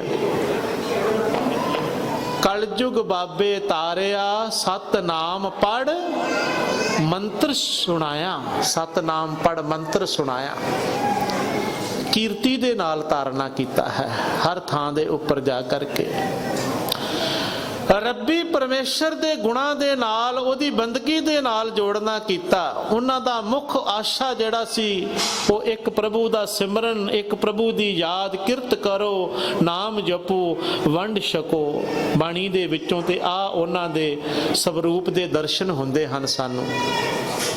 ਖੈਰ, ਮੈਂ ਬੇਨਤੀ ਕਰ ਰਿਹਾ ਸੀ ਕਿ 32 ਸਾਲ ਦੀ ਉਮਰ ਦੇ ਵਿੱਚ ਉਹਨਾਂ ਦਾ ਰੋਜ਼ ਦਾ ਕੰਮ ਸੀ ਲੰਗਰ ਲਾਉਣਾ, ਗਰੀਬਾਂ ਦੀ ਮਦਦ ਕਰਨੀ। ਸੁਲਤਾਨਪੁਰ ਲੋਧੀ ਦੇ ਅੰਦਰ ਦੁਕਾਨਦਾਰੀ ਕੀਤੀ ਹੈ, ਮੋਦੀ ਖਾਨੇ ਦੀ ਕਿਰਤ ਕੀਤੀ ਹੈ। ਮੋਦੀ ਖਾਨੇ ਦੀ ਜਿਹੜੀ ਹੈ ਨਾ, ਇਹ ਕੋਈ ਛੋਟੀ ਜਿਹੀ ਜਿੱਦਾਂ ਪਿੰਡਾਂ ਦੇ ਵਿੱਚ ਦੁਕਾਨਾਂ ਹੁੰਦੀਆਂ ਨੇ, ਇਦਾਂ ਦੀਆਂ ਦੁਕਾਨਾਂ ਨਹੀਂ। ਪੂਰੇ ਮੋਦੀ ਦੀ ਜਿਹੜੀ, ਪੂਰੇ ਰਾਜ ਦੀ ਜਿਹੜੀ ਹੈ, ਉਹ ਉਹਨਾਂ ਦੇ ਕੋਲ ਮੋਦੀ ਦੀ ਸਾਂਭ ਸੰਭਾਲ ਹੈ। ਜਿੰਨੀ ਜਿਣਸ ਆਉਂਦੀ ਹੈ, ਭਾਈ ਸਾਹਿਬ ਸਿੰਘ ਹੋਰਾਂ ਨੇ, ਡਾਕਟਰ ਸਾਹਿਬ ਸਿੰਘ ਹੋਰਾਂ ਨੇ ਇਹਦੇ ਬਾਰੇ ਕਾਫੀ ਖੁਲਾਸਾ ਕੀਤਾ ਹੈ। ਉਹ ਮੈਂ ਹੱਥ ਜੋੜ ਕੇ ਬੇਨਤੀ ਕਰਾਂਗਾ, ਮੈਂ ਆਪਣੇ ਵੀਰਾਂ ਨੂੰ, ਨੌਜਵਾਨ ਵੀਰਾਂ ਨੂੰ, ਭੈਣਾਂ ਨੂੰ, ਬੀਬੀਆਂ ਨੂੰ, ਬਜ਼ੁਰਗਾਂ ਨੂੰ ਵੀ, ਖਾਸ ਕਰਕੇ ਨੌਜਵਾਨਾਂ ਵੀਰਾਂ ਨੂੰ, ਇਤਿਹਾਸ ਜ਼ਰੂਰ ਪੜ੍ਹੋ, ਆਪਣੇ ਗੁਰੂ ਦੀ ਬਾਣੀ ਵੀ ਪੜ੍ਹੋ। ਖਾਲੀ ਮੱਥਾ ਟੇਕਣ ਦੇ ਨਾਲ ਗੱਲ ਨਹੀਂ ਬਣਨੀ। ਮੱਥਾ ਟੇਕਣ ਨੂੰ ਅਸੀਂ ਸਿੱਖੀ ਨਾ ਸਮਝੀਏ। ਮੱਥਾ ਟੇਕਣਾ ਸਿੱਖੀ ਦਾ ਧਰਮ ਹੈ, ਸਿੱਖੀ ਦਾ ਕਰਮ ਹੈ। ਪਰ ਅਸੀਂ ਇਹ ਨਾ ਕਹੀਏ ਕਿ ਖਾਲੀ ਮੱਥਾ ਟੇਕ ਲਿਆ ਤੇ ਬਸ ਅਸੀਂ ਸਿੱਖ ਬਣ ਗਏ। ਗੁਰੂ ਪਿਆਰਿਓ, ਸਿੱਖੀ ਸਿੱਖਿਆ ਗੁਰ ਵਿਚਾਰ, ਗੁਰੂ ਦੀ ਵਿਚਾਰ, ਬਾਣੀ ਦਾ ਪਾਠ, ਬਾਣੀ ਦਾ ਰੋਜ਼ ਸਹਿਜ ਪਾਠ, ਪੜਚੋਲ ਤੇ ਇਤਿਹਾਸ ਨੂੰ ਪੜ੍ਹਨਾ ਲਾਜ਼ਮੀ ਹੈ। ਇਹੀ ਕਾਰਨ ਹੈ ਕਿ ਸਾਡੇ ਵਿੱਚ ਜਿਹੜੀ ਹੈ ਉਹ ਬਹੁਤ ਤਾਤ ਦੇ ਵਿੱਚ ਗੁਰਬਾਣੀ ਦੇ ਪ੍ਰਤੀ ਅਣਦੇਖੀ, ਅਵੇਸਲਾਪਨ ਇਤਿਹਾਸ ਦੇ ਪ੍ਰਤੀ ਨਜ਼ਰ ਆ ਰਿਹਾ ਹੈ। ਤੇ ਵੱਖਰੀਆਂ ਵੱਖਰੀਆਂ ਘਟਨਾਵਾਂ ਇੱਕੋ ਹੀ ਸ਼ਖਸੀਅਤ ਦੀਆਂ ਤੇ ਵੱਖਰੇ ਵੱਖਰੇ ਜਿਹੜੇ ਨੇ ਉਹ ਉਸ ਸ਼ਖਸੀਅਤ ਦੇ ਬਾਰੇ ਜਿਹੜੇ ਨੇ ਲਿਖਤਾਂ ਜਿਹੜੀਆਂ ਨੇ ਉਹ ਦੇਖਣ ਦੇ ਵਿੱਚ ਆ ਰਹੀਆਂ ਨੇ, ਜਿਨ੍ਹਾਂ ਦੇ ਵਿੱਚੋਂ ਪੜਚੋਲ ਕਰਕੇ ਸੱਚ ਨੂੰ ਪਛਾਣਨਾ ਬੜਾ ਔਖਾ ਹੋ ਜਾਂਦਾ ਹੈ। ਪਰ ਜੇ ਪਾਰਖੂ ਅੱਖ ਹੋਵੇ ਨਾ, ਗੁਰਬਾਣੀ ਦੀ ਕਸਵੱਟੀ ਹੋਵੇ, ਤੇ ਫਿਰ ਸਾਨੂੰ ਕੋਈ ਵਰਗਲਾ ਨਹੀਂ ਸਕਦਾ। ਅੱਜ ਦੇ ਪਾਵਨ ਪ੍ਰਕਾਸ਼ ਪੁਰਬ ਦੇ ਦਿਹਾੜੇ ਦੇ ਉੱਪਰ ਮੈਂ ਇਹ ਜ਼ਰੂਰ ਆਪਣੇ ਨੌਜਵਾਨ ਵੀਰਾਂ ਭੈਣਾਂ ਨੂੰ ਬੇਨਤੀ ਕਰਾਂਗਾ, ਜ਼ਰੂਰ ਆਪਣੀ ਆਦਤ ਬਣਾ ਲਓ, ਭਾਵੇਂ ਥੋੜਾ ਸਮਾਂ ਹੈ, ਜ਼ਰੂਰ ਕੱਢੋ। ਜਪਜੀ ਸਾਹਿਬ ਪੜ੍ਹੇ ਤੋਂ ਬਿਨਾਂ ਤੇ ਸਿੱਖ ਦਾ ਨੇਮ ਜਿਹੜਾ ਹੈ, ਜੀਵਨ ਜਿਹੜਾ ਹੈ, ਅੰਮ੍ਰਿਤ ਵੇਲਾ ਦਿਨ ਜਿਹੜਾ ਹੈ ਉਹ ਸ਼ੁਰੂ ਨਹੀਂ ਹੋਣਾ ਚਾਹੀਦਾ। ਜਪਜੀ ਸਾਹਿਬ ਪੜ੍ਹੇ ਤੋਂ ਬਿਨਾਂ ਤੇ 16 ਪੜ੍ਹੇ ਤੋਂ ਬਿਨਾਂ ਰਾਤ ਨਹੀਂ ਪੈਣੀ ਚਾਹੀਦੀ। ਬਿਸਤਰੇ ਦੇ ਉੱਪਰ 16 ਸਾਹਿਬ ਦਾ ਪਾਠ, ਇਹ ਛੋਟਾ ਜਿਹਾ, ਬਹੁਤਾ ਵੱਡਾ ਨਹੀਂ ਜੇ। ਜਪਜੀ ਸਾਹਿਬ, ਜਾਪ ਸਾਹਿਬ, ਸਵਈਏ, ਇਹ ਕਿੰਨੀਆਂ ਕੁ ਜ਼ਿਆਦਾ ਨੇ। ਇਹ ਨਿਤਨੇਮ ਬਹੁਤਾ ਵੱਡਾ ਨਹੀਂ ਹੈ, ਬੜਾ ਥੋੜਾ ਸਮਾਂ। ਜਦੋਂ ਅਭਿਆਸ ਹੋ ਜਾਵੇਗਾ ਨਾ ਤੇ ਫਿਰ ਸਾਨੂੰ ਔਖਾ ਨਹੀਂ ਲੱਗੇਗਾ। ਅਜੇ ਅਸੀਂ ਪੜ੍ਹਦੇ ਕੋਈ ਨਹੀਂ, ਵਿਚਾਰਦੇ ਕੋਈ ਨਹੀਂ, ਤਾਂ ਕਰਕੇ ਔਖਾ ਲੱਗਦਾ ਹੈ। ਜਿੱਦਣ ਸਾਨੂੰ ਰਸ ਆਉਣਾ ਸ਼ੁਰੂ ਹੋ ਗਿਆ ਤੇ ਉਸ ਦਿਨ ਆਨੰਦ ਦੇ ਨਾਲ ਪੜਾਂਗੇ। ਜਿਹੜੇ ਪੜ੍ਹਦੇ ਨੇ, ਕਰਦੇ ਨੇ ਨਾ, ਉਹਨਾਂ ਦੇ ਕੋਲੋਂ ਪੁੱਛ ਕੇ ਦੇਖੋ, ਉਹਨਾਂ ਨੂੰ ਕੋਈ ਔਖਾ ਨਹੀਂ ਲੱਗਦਾ। ਸ਼ਾਮ ਨੂੰ ਸੋਦਰ ਦਾ ਪਾਠ, ਸੋਹਲਾ ਸਾਹਿਬ ਜੀ ਦਾ ਪਾਠ, ਇਹਨਾਂ ਸਮਾਂ ਤੇ ਕੱਢੋ ਔਰ ਫਿਰ ਆਸਾ ਦੀ ਵਾਰ ਦਾ ਕੀਰਤਨ ਸੁਣੋ ਆ ਕਰਕੇ। ਜਿੰਨੇ ਵਹਿਮ ਭਰਮ ਪਖੰਡ ਸੂਤਕ ਪਾਤਕ ਵਰਗੇ ਸਾਡੇ ਸਮਾਜ ਦੇ ਵਿੱਚ ਪਾਏ ਹੋਏ ਹਨ, ਉਹ ਸਾਰੇ ਹੀ ਨਿਕਲ ਜਾਣਗੇ ਗੁਰੂ ਪਾਤਸ਼ਾਹ ਜੀ ਦੀ ਆਸਾ ਦੀ ਵਾਰ ਦੀ ਬਾਣੀ ਸੁਣ ਕਰਕੇ। ਇਹ ਬਾਣੀ ਗੁਰੂ ਨਾਨਕ ਸਾਹਿਬ ਜੀ ਦਾ ਉਹ ਸ਼ਾਹਕਾਰ ਹੈ ਜੋ ਸਾਡੇ ਤੇ ਅਪਾਰ ਬਖਸ਼ਿਸ਼ ਕਿਰਪਾ ਦਾ ਪ੍ਰਤੀਕ ਹੈ। ਪੜ੍ਹ ਕੇ ਵਿਚਾਰ ਕਰਕੇ ਹੀ ਜੀਵਨ ਬਦਲਣਾ ਹੈ, ਉਹਦਾ ਨਹੀਂ ਬਦਲਣਾ। ਅਸੀਂ ਦੇਖਦੇ ਹਾਂ ਬੀਬੀਆਂ ਭੈਣਾਂ ਸਾਡੇ ਸਮਾਜ ਦੇ ਵਿੱਚ ਵਰਤ ਰੱਖਣੇ, ਕਰਮਕਾਂਡ ਕਰਨੇ ਸਾਨੂੰ ਨਜ਼ਰ ਆਉਂਦੇ ਨੇ ਕਿ ਕਈ ਵਾਰ ਮਨ ਦੇ ਵਿੱਚ ਬੜਾ ਦੁੱਖ ਹੁੰਦਾ ਹੈ ਕਿ ਅਸੀਂ ਗੁਰੂ ਨਾਨਕ ਕੇ ਅਖਵਾਉਣ ਵਾਲੇ, ਗੁਰੂ ਗੋਬਿੰਦ ਸਿੰਘ ਪਾਤਸ਼ਾਹ ਜੀ ਦੇ ਅਖਵਾਉਣ ਵਾਲੇ ਕਿਸ ਪਾਸੇ ਨੂੰ ਟੁਰ ਪਏ, ਕਿਸ ਪਾਸੇ ਨੂੰ ਲੱਗ ਗਏ। ਉਹ ਜਿਨ੍ਹਾਂ ਦਾ ਕਰਮ ਹੈ, ਜਿਨ੍ਹਾਂ ਦਾ ਧਰਮ ਹੈ, ਉਹ ਕਰਨ ਭਾਈ। ਕੋਈ ਸਾਨੂੰ ਕੋਈ ਉਹਨਾਂ ਦੇ ਨਾਲ ਕੋਈ ਨਫ਼ਰਤ ਨਹੀਂ ਹੈ ਜਾਂ ਕੋਈ ਉਹਨਾਂ ਦੇ ਨਾਲ ਸਾਡਾ ਕੋਈ ਦੁਸ਼ਮਣੀ ਨਹੀਂ ਹੈ। ਸਾਡੀ ਤੇ ਆਪਣੀਆਂ ਬੀਬੀਆਂ ਭੈਣਾਂ ਜਿਹੜੀਆਂ ਅਸੀਂ ਗੁਰੂ ਨਾਨਕ ਕੇ ਜਿਹੜੇ ਅਖਵਾਉਣ ਵਾਲੇ ਹਾਂ, ਜਿਹੜੇ ਗੁਰੂ ਗੋਬਿੰਦ ਸਿੰਘ ਗੁਰੂ ਗ੍ਰੰਥ ਸਾਹਿਬ ਜੀ ਦੇ ਸਿੱਖ ਅਖਵਾਉਂਦੇ ਹਾਂ, ਉਹਨਾਂ ਨੂੰ ਹੱਥ ਜੋੜ ਕਰਕੇ ਬੇਨਤੀ ਹੈ, ਬਾਣੀ ਪੜੋਗੇ ਸਾਰੇ ਹੀ ਸ਼ੰਕੇ ਨਿਕਲ ਜਾਣਗੇ, ਨਿਵਰਤ ਹੋ ਜਾਣਗੇ। ਭਾਈ ਗੁਰਦਾਸ ਜੀ ਨੇ ਆਪਣੀਆਂ ਵਾਰਾਂ ਦੇ ਵਿੱਚ ਇਹ ਸਾਰੇ ਹਵਾਲੇ ਦੇਣੇ ਕੀਤੇ ਨੇ। 32 ਸਾਲ ਦੀ ਉਮਰ ਦੇ ਮੈਂ ਬੇਨਤੀ ਕਰ ਰਿਹਾ ਸੀ 20 ਰੁਪਈਆਂ ਦੀ। ਲੰਗਰ ਲਾਉਣਾ ਇਹ 32 ਸਾਲ ਦੀ ਉਮਰ ਦੇ ਵਿੱਚ ਸ਼ੁਰੂ ਨਹੀਂ ਸੀ ਹੋਇਆ। ਯਾਦ ਰੱਖਿਓ ਇੱਕ ਗੱਲ ਆ, ਉਸ ਵੇਲੇ ਇੰਨੀ ਉਮਰ ਸੀ ਗੁਰੂ ਨਾਨਕ ਸਾਹਿਬ ਜੀ ਦੀ ਜਦੋਂ ਚੂੜ ਕਾਣੇ ਦੇ ਜੰਗਲਾਂ ਦੇ ਵਿੱਚ ਮਹਾਰਾਜ ਗਏ 20 ਰੁਪਏ ਲੈ ਕੇ ਪਿਤਾ ਜੀ ਦੇ ਕੋਲੋਂ। 20 ਰੁਪਏ ਬੜੀ ਵੱਡੀ ਰਕਮ ਸੀ ਉਸ ਵੇਲੇ, ਪਰ ਜਿਹੜੀ ਉਹ ਕਿਰਤ ਕਰਦੇ ਸਨ, ਦੁਕਾਨਦਾਰੀ ਕਰਦੇ ਸਨ, ਧਨ ਮਾਇਆ ਜਿਹੜੀ ਆਉਂਦੀ ਸੀ ਨਾ, ਉਹ ਗਰੀਬਾਂ ਵਿੱਚ ਵੰਡਦੇ ਸਨ। ਉਹ ਲੋੜਵੰਦਾਂ ਦੇ ਉੱਪਰ ਖਰਚ ਕਰਦੇ ਸਨ। ਭੁੱਖਿਆਂ ਨੂੰ, ਲੋੜਵੰਦਾਂ ਨੂੰ ਲੰਗਰ ਛਕਾਉਣਾ, ਭੋਜਨ ਛਕਾਉਣਾ ਇਹ ਨਿੱਤ ਦਾ ਕਰਮ ਸੀ। ਇਹ ਸੁਭਾਵ ਦੇ ਵਿੱਚ ਆਇਆ ਸੀ ਪਾਤਸ਼ਾਹ ਜੀ ਦੇ ਇਹ ਕਰਮ। ਇਹ ਉਦਣ ਨਹੀਂ ਸ਼ੁਰੂ ਕੀਤਾ ਸੀ। ਉਸ ਦਿਨ ਤਾਂ ਕਿਉਂਕਿ ਭਾਈ ਸਾਹਿਬ ਸਿੰਘ ਹੋਰਾਂ ਨੇ ਸਮੇਂ ਦੇ ਹਾਲਾਤ ਲਿਖੇ ਨੇ ਕਿ ਉਸ ਸਮੇਂ ਬਹਿਲੋਲ ਦੇ ਰਾਜ ਦੇ ਵਿੱਚ, ਲੋਧੀ ਰਾਜ ਦੇ ਵਿੱਚ, ਪਠਾਣਾ ਦੇ ਰਾਜ ਦੇ ਵਿੱਚ ਧੱਕਾ ਬੜਾ ਹੁੰਦਾ ਸੀ।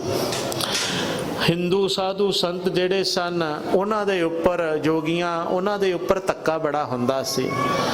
ਔਰ ਜਿੰਨੇ ਵੀ ਆਉਂਦੇ ਸਨ, ਇਹ ਇਲਾਕਾ ਜਿਹੜਾ ਹੈ ਚੂੜ ਕਾਣੇ ਦਾ ਇਲਾਕਾ ਜਿਹੜਾ ਸੀ, ਇਹ ਜਦੋਂ ਹਮਲਾਵਰ ਜਿਹੜੇ ਆਉਂਦੇ ਸਨ ਉਸ ਇਲਾਕੇ ਤੋਂ ਅਲੱਗ ਇਲਾਕਾ ਸੀ। ਉਹਨਾਂ ਜੰਗਲਾਂ ਦੇ ਵਿੱਚ, ਉਹਨਾਂ ਥਾਵਾਂ ਦੇ ਵਿੱਚ ਉਹ ਸਾਧੂ ਸੰਤ ਬੈਠਦੇ ਸਨ। ਔਰ ਗੁਰੂ ਨਾਨਕ ਸਾਹਿਬ ਉਧਰ ਨੂੰ ਅਕਸਰ ਵਿਚਰਦੇ ਸਨ, ਸੌਦੇ ਪੱਤੇ ਵਾਸਤੇ, ਅਕਸਰ ਵਪਾਰ ਵਾਸਤੇ ਵਿਚਰਦੇ ਸਨ। ਤੇ ਭਾਈ ਸਾਹਿਬ ਸਿੰਘ ਹੋਰਾਂ ਨੇ ਲਿਖਿਆ ਹੈ ਕਿ ਉਸ ਦਿਨ ਅਚੰਭਾ ਵਰਤਿਆ ਇਹ ਕਿ ਕਾਲ ਦਾ ਵਰਤਾਰਾ ਵੀ ਵਰਤ ਰਿਹਾ ਸੀ। ਵੇਖੋ ਦਾਨ ਦੀ ਮਹੱਤਤਾ ਜਿਹੜੀ ਹੈ ਨਾ, ਲੰਗਰ ਦੀ ਮਹੱਤਤਾ ਦਾ ਪਤਾ ਉਦੋਂ ਲੱਗਦਾ ਹੈ, ਉਦੋਂ ਨਹੀਂ ਜਦੋਂ ਸਾਰਾ ਕੁਝ ਲੋਕਾਂ ਦੇ ਕੋਲ ਖਾਣ ਪੀਣ ਸਭ ਕੁਝ ਹੋਵੇ। ਜਦੋਂ ਵਿਪਤਾ ਪੈ ਜਾਵੇ ਉਸ ਵੇਲੇ ਉਹਦੀ ਮਹਾਨਤਾ ਦਾ ਪਤਾ ਲੱਗਦਾ ਹੈ। ਮੈਂ ਬੇਨਤੀ ਵੱਖਰੇ ਵੱਖਰੇ ਦੇਸ਼ਾਂ ਦੇ ਵਿੱਚ ਗੁਰੂ ਨਾਨਕ ਸਾਹਿਬ ਜੀ ਦੇ ਲੰਗਰ ਦੀ ਬਖਸ਼ਿਸ਼ ਦੀ ਕਰ ਰਿਹਾ ਸੀ ਕਿ ਇਹ ਬਖਸ਼ਿਸ਼ ਉਹਨਾਂ ਦੀ ਹੈ, ਇਹ ਉਹਨਾਂ ਦੀ ਕਿਰਪਾ ਹੈ, ਇਹ ਉਹ ਉਹਨਾਂ ਦੀ 20 ਰੁਪਇਆਂ ਦੀ ਜਿਹੜੀ ਕੀਤੀ ਹੋਈ FD ਹੈ, ਉਹ ਜਿਹੜੀ ਹੈ ਉਹ ਖਤਮ ਨਹੀਂ ਹੋ ਰਹੀ ਹੁਣ ਤੱਕ। ਉਹ ਥਾਂ ਥਾਂ ਤੇ ਆ ਪੈਂਡਾਮਿਕ ਦਾ ਸਮਾਂ ਹੈ, ਇਸ ਸਮੇਂ ਭਿਆਨਕ ਮਹਾਮਾਰੀ ਜਿਹੜੀ ਹੈ ਉਹ ਫੈਲੀ ਹੋਈ ਹੈ, ਜਿਹਦੇ ਵਿੱਚ ਹਰ ਕੋਈ ਬੰਦਾ ਆਪਣੇ ਆਪ ਦੀ ਸਾਂਭ ਸੰਭਾਲ ਦੇ ਵੱਲ ਹੈ।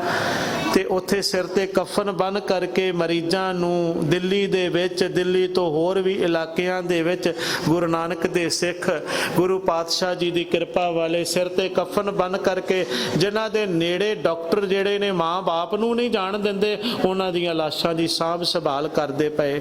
ਉਹਨਾਂ ਨੂੰ ਲੰਗਰ ਭੋਜਨ ਜਿਹੜਾ ਹੈ ਉਹਨਾਂ ਲੋਕਾਂ ਦੇ ਘਰਾਂ ਦੇ ਵਿੱਚ, ਜਿੱਥੇ ਗੌਰਮੈਂਟਾਂ ਫੇਲ ਹੋ ਗਈਆਂ, ਰਾਹ ਦੇ ਵਿੱਚ ਚੱਲਦਿਆਂ ਦਿਹਾੜੀਦਾਰ, ਮਜ਼ਦੂਰ, ਗਰੀਬ ਲੋਕ, ਉੱਥੇ ਗੁਰੂ ਨਾਨਕ ਖੜਾ ਹੋ ਗਿਆ ਉਹਨਾਂ ਗਰੀਬਾਂ ਨੂੰ ਲੰਗਰ ਦੇਣ ਵਾਸਤੇ ਆਪਣੇ ਸਿੱਖਾਂ ਦੇ ਰੂਪ ਦੇ ਵਿੱਚ। क्योंकि गुरसिखां अंदर सतगुर वरते, सिख दे विच सतगुरु वरतदा है। पातशाह दे बचन गुरु रामदास महाराज जी दे, गुरसिख ਇਹੋ ਜਿਹਾ ਹੋਵੇ ਜਿਹਨੂੰ ਵੇਖ ਕਰਕੇ ਬੰਦਾ ਭੁਲੇਖਾ ਖਾ ਜਾਵੇ ਗੁਰੂ ਤੇ ਸਿੱਖ ਦੋ ਵੱਖਰੇ ਵੱਖਰੇ ਨੇ, ਜਿੱਥੇ ਭੁਲੇਖਾ ਲੱਗ ਜਾਵੇ। ਸਿੱਖਾ ਇਹੋ ਜਿਹਾ ਜੀਵਨ ਤੇਰਾ ਬਣ ਜਾਵੇ, ਇਹੋ ਜੀ ਕਿਰਤ ਇਹੋ ਜੀ ਕਾਰ ਤੇਰੀ ਹੋ ਜਾਵੇ, ਤੇਰੇ ਤੋਂ ਕੋਈ ਭੁਲੇਖਾ ਖਾਵੇ ਕਿ ਗੁਰੂ ਨਾਨਕ ਜੇ ਹੋਵੇਗਾ ਤੇ ਇਦਾਂ ਦਾ ਹੀ ਹੋਵੇਗਾ, ਜੇ ਗੁਰੂ ਗੋਬਿੰਦ ਸਿੰਘ ਹੋਵੇ ਤੇ ਇਦਾਂ ਦਾ ਹੀ ਹੋਣਾ ਹੈ। ਉਹ ਇਦਾਂ ਦੇ ਹੀ ਹੋਣੇ ਨੇ ਜਿੱਦਾਂ ਦੇ ਇਹ ਦੁੱਖਾਂ ਦਰਦਾਂ ਨੂੰ ਵੰਡਾਉਣ ਵਾਲੇ ਨੇ, ਇਹ ਮਜ਼ਲੂਮਾਂ ਦੇ ਗਰੀਬਾਂ ਦੇ ਕੰਮ ਆਉਣ ਵਾਲੇ ਨੇ, ਭੁੱਖਿਆਂ ਨੂੰ ਲੰਗਰ ਖਿਲਾਉਣ ਵਾਲੇ ਨੇ। ਅੱਜ ਉਹ ਬਣ ਕੇ ਆਇਆ। ਉਹ ਜਿਹੜੀ ਕਿਰਪਾ ਸੀ ਉਸ ਵੇਲੇ ਉਹਨਾਂ ਦੇ ਸੁਭਾਵ ਦੇ ਵਿੱਚ ਸੀ। ਉਹ ਜਦੋਂ ਗਏ ਸਹਿਜ ਸੁਭਾਵਕ ਹੀ ਪਿਤਾ ਜੀ ਨੇ ਜਾਣ ਲੱਗਿਆਂ ਇੰਨੀ ਗੱਲ ਕਹੀ। ਪਿਤਾ ਜੀ ਨੇ ਜਾਣ ਲੱਗਿਆਂ ਕਿਹਾ ਕਿ ਬੇਟਾ ਤੇਰਾ ਬੜਾ ਖੁੱਲਾ ਸੁਭਾਅ ਮੈਨੂੰ ਪਤਾ ਹੈ, ਕਿਉਂਕਿ ਸ਼ੁਰੂ ਤੋਂ ਹੀ ਸੁਭਾਅ ਸੀਗਾ ਐਸਾ, ਵੰਡ ਛਕਣ ਵਾਲਾ ਸੁਭਾਅ ਸੀ, ਲੋੜਵੰਦਾਂ ਦੇ ਕੰਮ ਆਉਣ ਵਾਲਾ ਸੁਭਾਅ ਸੀ। ਕਹਿਣ ਲੱਗੇ ਧਿਆਨ ਦੇ ਨਾਲ ਇਹ ਮਾਇਆ ਬੜੀ ਹੈ, ਇਹ ਰਕਮ ਬੜੀ ਹੈ, ਧਿਆਨ ਦੇ ਨਾਲ ਸੰਭਾਲ ਕੇ ਖੜਿਆ ਜੇ ਔਰ ਨਫੇ ਦਾ ਵਪਾਰ ਕਰਿਆ ਜੇ। ਅੱਛਾ ਵਪਾਰ ਤਾਂ ਪਹਿਲਾਂ ਵੀ ਕਰਦੇ ਸਨ, ਪਰ ਅੱਜ ਕਿਹਾ ਰਕਮ ਜ਼ਿਆਦਾ ਸੀ, ਆਖਿਆ ਅੱਜ ਜਿਹੜਾ ਵਪਾਰ ਕਰੋਗੇ ਨਾ ਧਿਆਨ ਕੇ ਸਿਆਣ ਕੇ ਲਿਆ ਜੇ ਨਫੇ ਵਾਲਾ। ਤੇ ਗਏ। ਹੁਣ ਕਾਲ ਦਾ ਸਮਾਂ ਸੀ, ਉਸ ਵੇਲੇ ਅੰਨ ਅਨਾਜ ਕਿਧਰੇ ਬਹੁਤ ਘੱਟ ਸੀ ਤੇ ਕਈਆਂ ਦਿਨਾਂ ਤੋਂ ਉਹ ਸਾਧੂ ਸੰਤ ਜਿਹੜੇ ਸਨ ਉਹ ਭੁੱਖੇ ਬੈਠੇ ਹੋਏ ਸਨ। ਭਾਈ ਸਾਹਿਬ ਲਿਖਦੇ ਨੇ ਕਿ ਕਈਆਂ ਦਿਨਾਂ ਦੇ ਸਨ। ਹੁਣ ਪਾਤਸ਼ਾਹ ਦੇ ਸਾਹਮਣੇ ਕੋਈ ਭੁੱਖਾ ਬੈਠਾ ਹੋਵੇ, ਗੁਰੂ ਨਾਨਕ ਸਾਹਿਬ ਸੱਚੇ ਪਾਤਸ਼ਾਹ ਜੀ ਦੇ ਤੇ ਉਹਨਾਂ ਦੇ ਨਾਲੋਂ ਭੁੱਖੇ ਦੀ ਭੁੱਖ ਨੂੰ ਮਿਟਾਉਣ ਨਾਲੋਂ ਕੋਈ ਨਫੇ ਦਾ ਕੋਈ ਵੱਡਾ ਵਪਾਰ ਨਹੀਂ ਹੈ। ਪਾਤਸ਼ਾਹ ਦੇਖਦੇ ਨੇ ਉਹਨਾਂ ਦੀ ਭੁੱਖ ਨੂੰ, ਤਰਸ ਆ ਜਾਂਦਾ ਹੈ, ਦਇਆ ਆਉਂਦੀ ਹੈ। ਇਹ ਦਇਆ ਹੀ ਤੇ ਧਰਮ ਦਾ ਮੂਲ ਹੈ। ਜੇ ਦਇਆ ਨਹੀਂ ਹੈ ਤੇ ਧਰਮ ਨਹੀਂ ਹੈ। ਧੌਲ ਧਰਮ ਦਇਆ ਕਾ ਪੂਤ, ਸੰਤੋਖ ਥਾਪ ਰੱਖਿਆ ਜਿਨ ਸੂਤ। ਜਿਹੜਾ ਇਹ ਬੁੱਝ ਲੈਂਦਾ ਹੈ, ਪਾਤਸ਼ਾਹ ਕਹਿੰਦੇ ਨੇ ਜੇ ਕੋ ਬੁੱਝੈ ਹੋਵੇ ਸਚਿਆਰ, ਉਹਦਾ ਜੀਵਨ ਸੱਚਾ ਬਣ ਜਾਂਦਾ ਹੈ, ਸਚਿਆਰ ਬਣ ਜਾਂਦਾ ਹੈ ਉਹਦਾ ਜੀਵਨ, ਜਿਹੜਾ ਇਸ ਗੱਲ ਨੂੰ ਬੁੱਝ ਲੈਂਦਾ ਹੈ। ਤਰਸ ਆਇਆ, ਦਇਆ ਆਈ, ਪਰਵਾਹ ਨਹੀਂ ਕੀਤੀ। ਜਿਹੜੇ ਅੱਗੇ ਵੀ ਜੇਬ ਦੇ ਵਿੱਚੋਂ ਰੋਜ਼ ਖਰਚਦੇ ਸਨ, ਅੱਜ 20 ਰੁਪਏ ਜੇਬ ਦੇ ਵਿੱਚ ਨੇ। ਤੇ ਆਖਿਆ ਪਿਤਾ ਜੀ ਨੇ ਕਿਹਾ ਸੀ ਨਫੇ ਦਾ ਵਪਾਰ ਕਰਨਾ, ਲਾਹੇਵੰਦਾ ਵਪਾਰ ਕਰਨਾ ਪੁੱਤਰਾ, ਖਰਾ ਸੌਦਾ। ਆਹ ਸ਼ਬਦ ਜਿਹੜਾ ਨਾ ਖਰਾ ਸੌਦਾ, ਖਰੇ ਸੌਦੇ ਦਾ ਇਹ ਸ਼ਬਦ ਸੀ। ਇਹ ਖਰਾ ਕਰਨਾ, ਇਹਦੇ ਨਾਲੋਂ ਖਰਾ ਕੀ ਹੋ ਸਕਦਾ ਹੈ? ਇਹਦੇ ਨਾਲੋਂ ਕੋਈ ਖਰਾ ਨਹੀਂ ਹੋ ਸਕਦਾ ਹੋਰ ਕੋਈ ਵਪਾਰ। ਸਾਰੇ ਦੇ ਸਾਰੇ ਪੈਸੇ ਜਿਹੜੇ ਸਨ ਉਹਨਾਂ ਦਾ ਭੋਜਨ ਰਸਦਾਂ ਲਿਆ ਕਰਕੇ ਉਹਨਾਂ ਭੁੱਖਿਆਂ ਦੇ ਵਿੱਚ ਲੰਗਰ ਲਾ ਦਿੱਤਾ, ਛਕਾ ਦਿੱਤਾ। ਆਲੇ ਦੁਆਲੇ ਤੋਂ ਹੋਰ ਵੀ ਗਰੀਬ ਗੁਰਬੇ ਜਿਨ੍ਹਾਂ ਨੂੰ ਪਤਾ ਲੱਗਦਾ ਰਿਹਾ ਉਹ ਵੀ ਆ ਕੇ ਬੈਠ ਕੇ ਛਕਦੇ ਰਹੇ। ਇਹ ਗੁਰੂ ਨਾਨਕ ਦੇ ਲੰਗਰ ਦੇ ਵਿੱਚ ਜਾਤ ਵੇਖ ਕੇ ਨਹੀਂ ਲੰਗਰ ਦਿੱਤਾ ਜਾਂਦਾ, ਉੱਚਾ ਨੀਵਾਂ ਵੇਖ ਕੇ ਨਹੀਂ ਲੰਗਰ ਛਕਾਇਆ ਜਾਂਦਾ। ਇਹ ਨਹੀਂ ਦੇਖਿਆ ਜਾਂਦਾ ਇਹ ਕੁਲੀਨ ਹੈ ਕਿ ਨਹੀਂ, ਇਹ ਸ਼ੂਦਰ ਹੈ ਬ੍ਰਾਹਮਣ ਹੈ ਕੌਣ ਹੈ। ਭਾਈ ਗੁਰਦਾਸ ਜੀ ਕਹਿੰਦੇ ਨੇ ਰਾਣਾ ਰੰਕ ਬਰਾਬਰੀ ਪੈਰੀ ਪਵਣਾ ਜਗ ਵਰਤਾਇਆ। ਇਸੇ ਵਾਸਤੇ ਹੀ ਤੇ ਪਾਤਸ਼ਾਹ ਜੀ ਨੇ ਇਹ ਚਲਾਇਆ। ਜਿੱਥੇ ਭੁੱਖੇ ਦੀ ਭੁੱਖ ਮਿਟਾਉਣੀ ਏ ਉੱਥੇ ਅੰਦਰ ਜਾਤ ਪਾਤ ਦੀ ਹਉਮੈ ਅਹੰਕਾਰ ਜਿਹੜਾ ਹੈ ਉਹ ਦੂਰ ਕਰਨਾ ਹੈ। ਉਹ ਪੈਰੀ ਪਵਣਾ ਜਗ ਦੇ ਵਿੱਚ ਵਰਤਾ ਦਿੱਤਾ। ਉਹ ਜਿਹੜੀ ਜਾਤ ਪਾਤ ਮਿਟਾਉਣ ਵਾਸਤੇ, ਖਤਮ ਕਰਨ ਵਾਸਤੇ ਇਹ ਕਲਾ ਵਰਤਾ ਦਿੱਤੀ ਸੱਚੇ ਪਾਤਸ਼ਾਹ ਜੀ ਨੇ। ਇੱਕ ਤਾਂ ਸੇਵਾ ਦਾ ਧਰਮ ਹੈ ਤੇ ਦੂਸਰਾ ਬਿਨਾ ਵਿਤਕਰੇ ਦੇ, ਬਿਨਾ ਭੇਦ ਭਾਵ ਦੇ, ਹਰੇਕ ਮਨੁੱਖ ਨੂੰ ਸਭ ਮੈਂ ਜੋਤ ਜੋਤ ਹੈ, ਸੋਏ ਤਿਸ ਦੇ ਚਾਨਣ ਸਭ ਮੈਂ ਚਾਨਣ ਹੋਏ, ਗੁਰ ਸਾਖੀ ਜੋਤ ਪ੍ਰਗਟ ਹੋਏ। ਤੇ ਗੁਰੂ ਦੀ ਸਿੱਖਿਆ ਦੇ ਨਾਲ ਹੀ ਪ੍ਰਗਟ ਹੁੰਦੀ ਹੈ, ਸਭਨਾਂ ਦੇ ਵਿੱਚ ਅਹਿਸਾਸ ਹੁੰਦਾ ਹੈ, ਮਹਿਸੂਸ ਹੁੰਦਾ ਹੈ। ਗੁਰੂ ਨਾਨਕ ਸਾਹਿਬ ਐਸੇ ਦੀਨ ਦਿਆਲੂ ਸੱਚੇ ਪਾਤਸ਼ਾਹ ਸਨ, ਜਿਨ੍ਹਾਂ ਦਾ ਇੱਕ ਇੱਕ ਬਚਨ, ਇੱਕ ਇੱਕ ਸ਼ਬਦ ਜਿਹੜਾ ਹੈ ਸਾਡੇ ਜੀਵਨ ਦੀ ਜਿਹੜਾ ਹੈ ਉਹ ਨਿਸ਼ਾਨਦੇਹੀ ਕਰਦਾ ਹੈ। ਸਾਡੇ ਜੀਵਨ ਦਾ ਭਲਾ, ਸਾਡੇ ਜੀਵਨ ਨੂੰ ਸਫਲਿਆਂ ਕਰਦਾ ਹੈ। ਕੈਸੇ ਸਨ ਦੀਨ ਦਿਆਲ ਸਤਿਗੁਰੂ, ਅੱਜ ਅਸੀਂ ਵਿਚਾਰੀਏ, ਪੜ੍ਹੀਏ ਤੇ ਦੇਖੀਏ ਕਿ ਉਹ ਕੈਸਾ ਸਮਾਂ ਹੋਵੇਗਾ। ਹਾਂ, ਜਦੋਂ ਵਾਪਸ ਆਏ ਤਾਂ ਪਿਤਾ ਜੀ ਵੱਡੀ ਰਕਮ ਸੀ, ਉਹਨਾਂ ਨੇ ਆਖਿਆ ਇਹ ਠੀਕ ਨਹੀਂ ਕੀਤਾ। ਮੈਂ ਕਿਸ ਦਿਨ ਇਹ ਗੱਲ ਜਿਹੜੀ ਹੈ ਦੇਖਾਂਗਾ ਕਿ ਮੇਰਾ ਪੁੱਤਰ ਜਿਹੜੀ ਕਮਾਈ ਕਰਦਾ ਹੈ, ਜਿਹੜਾ ਧਨ ਕਮਾਉਂਦਾ ਹੈ, ਜੇ ਮੋਦੀਖਾਨੇ ਦੇ ਵਿੱਚ ਜਾ ਕੇ ਬੈਠੇ ਨਾ ਤੇ ਉੱਥੇ ਵੀ ਜਿੰਨੀ ਆਪਣੀ ਕਮਾਈ ਹੁੰਦੀ ਹੈ ਨਾ, ਆਪਣੀ ਕਮਾਈ, ਉਹ ਕਮਾਈ ਗਰੀਬਾਂ ਦੇ ਵਿੱਚ ਵਰਤਾਉਂਦੇ ਨੇ, ਲੰਗਰ ਲਾਉਂਦੇ ਨੇ, ਲੋੜਵੰਦਾਂ ਨੂੰ ਮਾਇਆ ਦਿੰਦੇ ਨੇ, ਕੱਪੜੇ ਦਿੰਦੇ ਨੇ। 3 ਵਾਰ ਚੁਗਲਖੋਰਾਂ ਨੇ ਜਾ ਕਰਕੇ ਦੌਲਤ ਖਾਨ ਨੂੰ ਆਖਿਆ, ਦੌਲਤ ਖਾਨ ਤੇਰਾ ਮੋਦੀ ਜਿਹੜਾ ਹੈ ਉਹ ਕਿੱਥੋਂ ਵੰਡਦਾ ਹੈ? ਲੱਗਦਾ ਏ ਤੇਰੇ ਮਾਲ ਤੇ ਸੇਂਧ ਲਾ ਕਰਕੇ ਲੋਕਾਂ ਨੂੰ ਦੇਈ ਜਾਂਦਾ ਹੈ। ਤੇ ਐਸਾ ਨਾ ਹੋਵੇ ਇੱਕ ਦਿਨ ਤੇਰਾ ਮੋਦੀ ਖਾਨਾ ਖਾਲੀ ਕਰਕੇ, ਖਜ਼ਾਨਾ ਖਾਲੀ ਕਰਕੇ ਪੱਲਾ ਝਾੜ ਕੇ ਤੁਰਦਾ ਬਣੇ। ਚੈੱਕ ਤੇ ਕਰਾ, ਦੇਖ ਤੇ ਸਹੀ ਕਿੱਥੋਂ ਦਿੰਦਾ ਹੈ ਇਹਨੇ।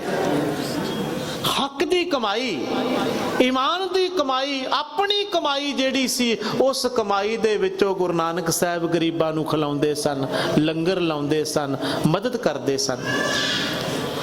3 ਵਾਰ ਦੌਲਤ ਖਾਨ ਨੇ ਮੋਦੀ ਖਾਨੇ ਦੇ ਵਿੱਚ ਉਹਨਾਂ ਦਾ ਹਿਸਾਬ ਕਿਤਾਬ ਕਰਾਇਆ ਤੇ 3 ਵਾਰ, ਇੱਕ ਵਾਰ ਤਾਂ 360 ਰੁਪਏ ਦੀ ਬਕਾਇਆ ਨਿਕਲਿਆ ਦੌਲਤ ਖਾਨ ਦੇ ਵੱਲ ਉਲਟਾ, ਦੂਸਰੀ ਵਾਰ 700 ਤੋਂ ਵੱਧ ਦੇ ਕਰੀਬ ਨਿਕਲਿਆ, ਤੀਸਰੀ ਵਾਰ ਵੀ ਉਹਦੇ ਵੱਲ ਹੀ ਬਕਾਇਆ ਨਿਕਲਿਆ।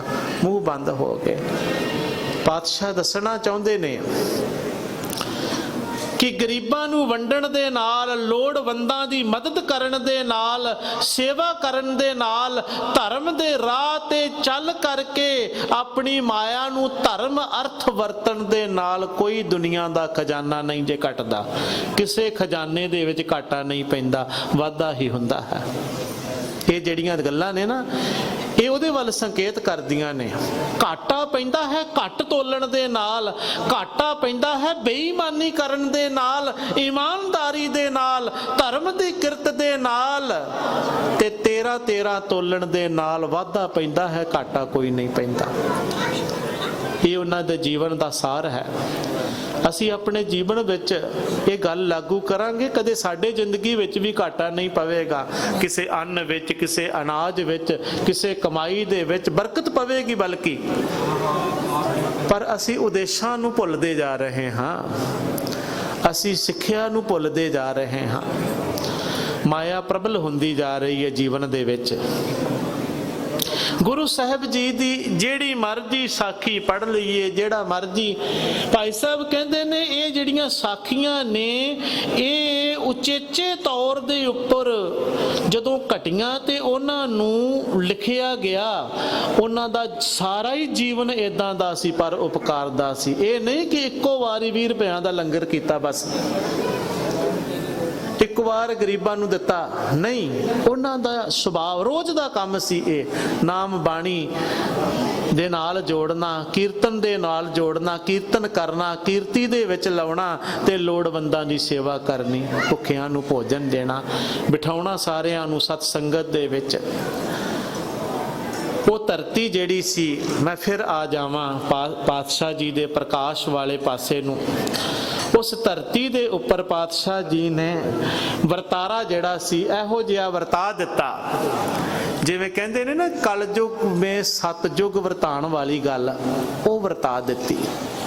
जिथे राजे मुकद्दम सन राजे शीं, मुकद्दम कुत्ते जाए जगायन बैठे सुते चाकर नैंदा पायन खाओ, रत पित कुत्ते ओ चट जाओ। जिथे ये सुभाव सी राजियां दा, शीहां दी तरह गरीबां दा खून नूं घाओ करके उन्हां दे मांस बोटियां नूं खाना, उत्थे उन्हां दे मुकद्दम, उन्हां दे नौकर, उन्हां दे चाकर राजियां दे जिहड़े अहलकार सन, ਉਹ ਉਹਨਾਂ ਦਾ ਰਕਤ ਚੱਟਣ ਤੋਂ ਵੀ ਸੰਕੋਚ ਨਹੀਂ ਸਨ ਕਰਦੇ। ਰਕਤ ਚੱਟਣ ਦਾ ਮਤਲਬ ਰਹਿੰਦ ਖੂੰਦ ਜੋ ਉਹਨਾਂ ਦੇ ਕੋਲ ਮਾਇਆ ਧਨ ਬਚ ਜਾਂਦਾ ਸੀ ਉਹਨੂੰ ਵੀ ਖੋਹ ਲੈਂਦੇ ਸਨ। ਖੂਨ ਕਰਨ ਦਾ ਮਤਲਬ ਪਤਾ ਕੀ, ਉਹਨਾਂ ਦੇ ਹੱਕ ਨੂੰ ਖੋਹਣਾ। ਰਾਜੇ ਸ਼ੀਹਾਂ ਦੀ ਤਰ੍ਹਾਂ, ਸ਼ੇਰਾਂ ਦੀ ਤਰ੍ਹਾਂ ਕਲੇਜੇ ਘਾਓ ਕਰਕੇ ਖਾਣ ਵਾਲੇ ਸਨ। ਇਹ ਪਾਤਸ਼ਾਹ ਦੇ ਬਚਨ ਨੇ, ਇਹ ਉਹਨਾਂ ਦੇ ਕਿਰਦਾਰ ਦੀ ਤਸਵੀਰ ਹੈ। ਸਿੰਘ ਬੁੱਕੇ ਮਿਰਗਾਵਲੀ ਪੰਨੀ ਜਾਏ ਨਾ ਧੀਰ ਧਰੋਵਾ, ਜਿਹੜਾ ਪਾਤਸ਼ਾਹ ਦੇ ਬਾਰੇ ਦੇ ਵਿੱਚ ਕਿਹਾ ਨਾ ਭਾਈ ਗੁਰਦਾਸ ਜੀ ਨੇ ਕਿ ਸਤਿਗੁਰ ਨਾਨਕ ਪ੍ਰਗਟਿਆ ਮਿੱਟੀ ਧੁੰਦ ਜਗ ਚਾਨਣ ਹੋਵਾ, ਜਿਉਂ ਕਰ ਸੂਰਜ ਨਿਕਲਿਆ ਤਾਰੇ ਛਪੇ ਅੰਧੇਰ ਪਲੋਵਾ, ਸਿੰਘ ਬੁੱਕੇ ਮਿਰਗਾਵਲੀ ਪੰਨੀ ਜਾਏ ਨਾ ਧੀਰ ਧਰੋਵਾ। ਸਿੰਘ ਬੁੱਕਿਆ ਬੋਲ ਗਰਜ ਦੇ ਅੱਗੇ, ਭਾਵੇਂ ਕੋਈ ਰਾਜਾ ਸੀ ਤੇ ਭਾਵੇਂ ਵੱਡੇ ਤੋਂ ਵੱਡਾ ਅਹਿਲਕਾਰ ਸੀ, ਕਿਸੇ ਨੂੰ ਨਹੀਂ ਬਖਸ਼ਿਆ ਗੁਰੂ ਨਾਨਕ ਸਾਹਿਬ ਮਹਾਰਾਜ ਜੀ ਨੇ।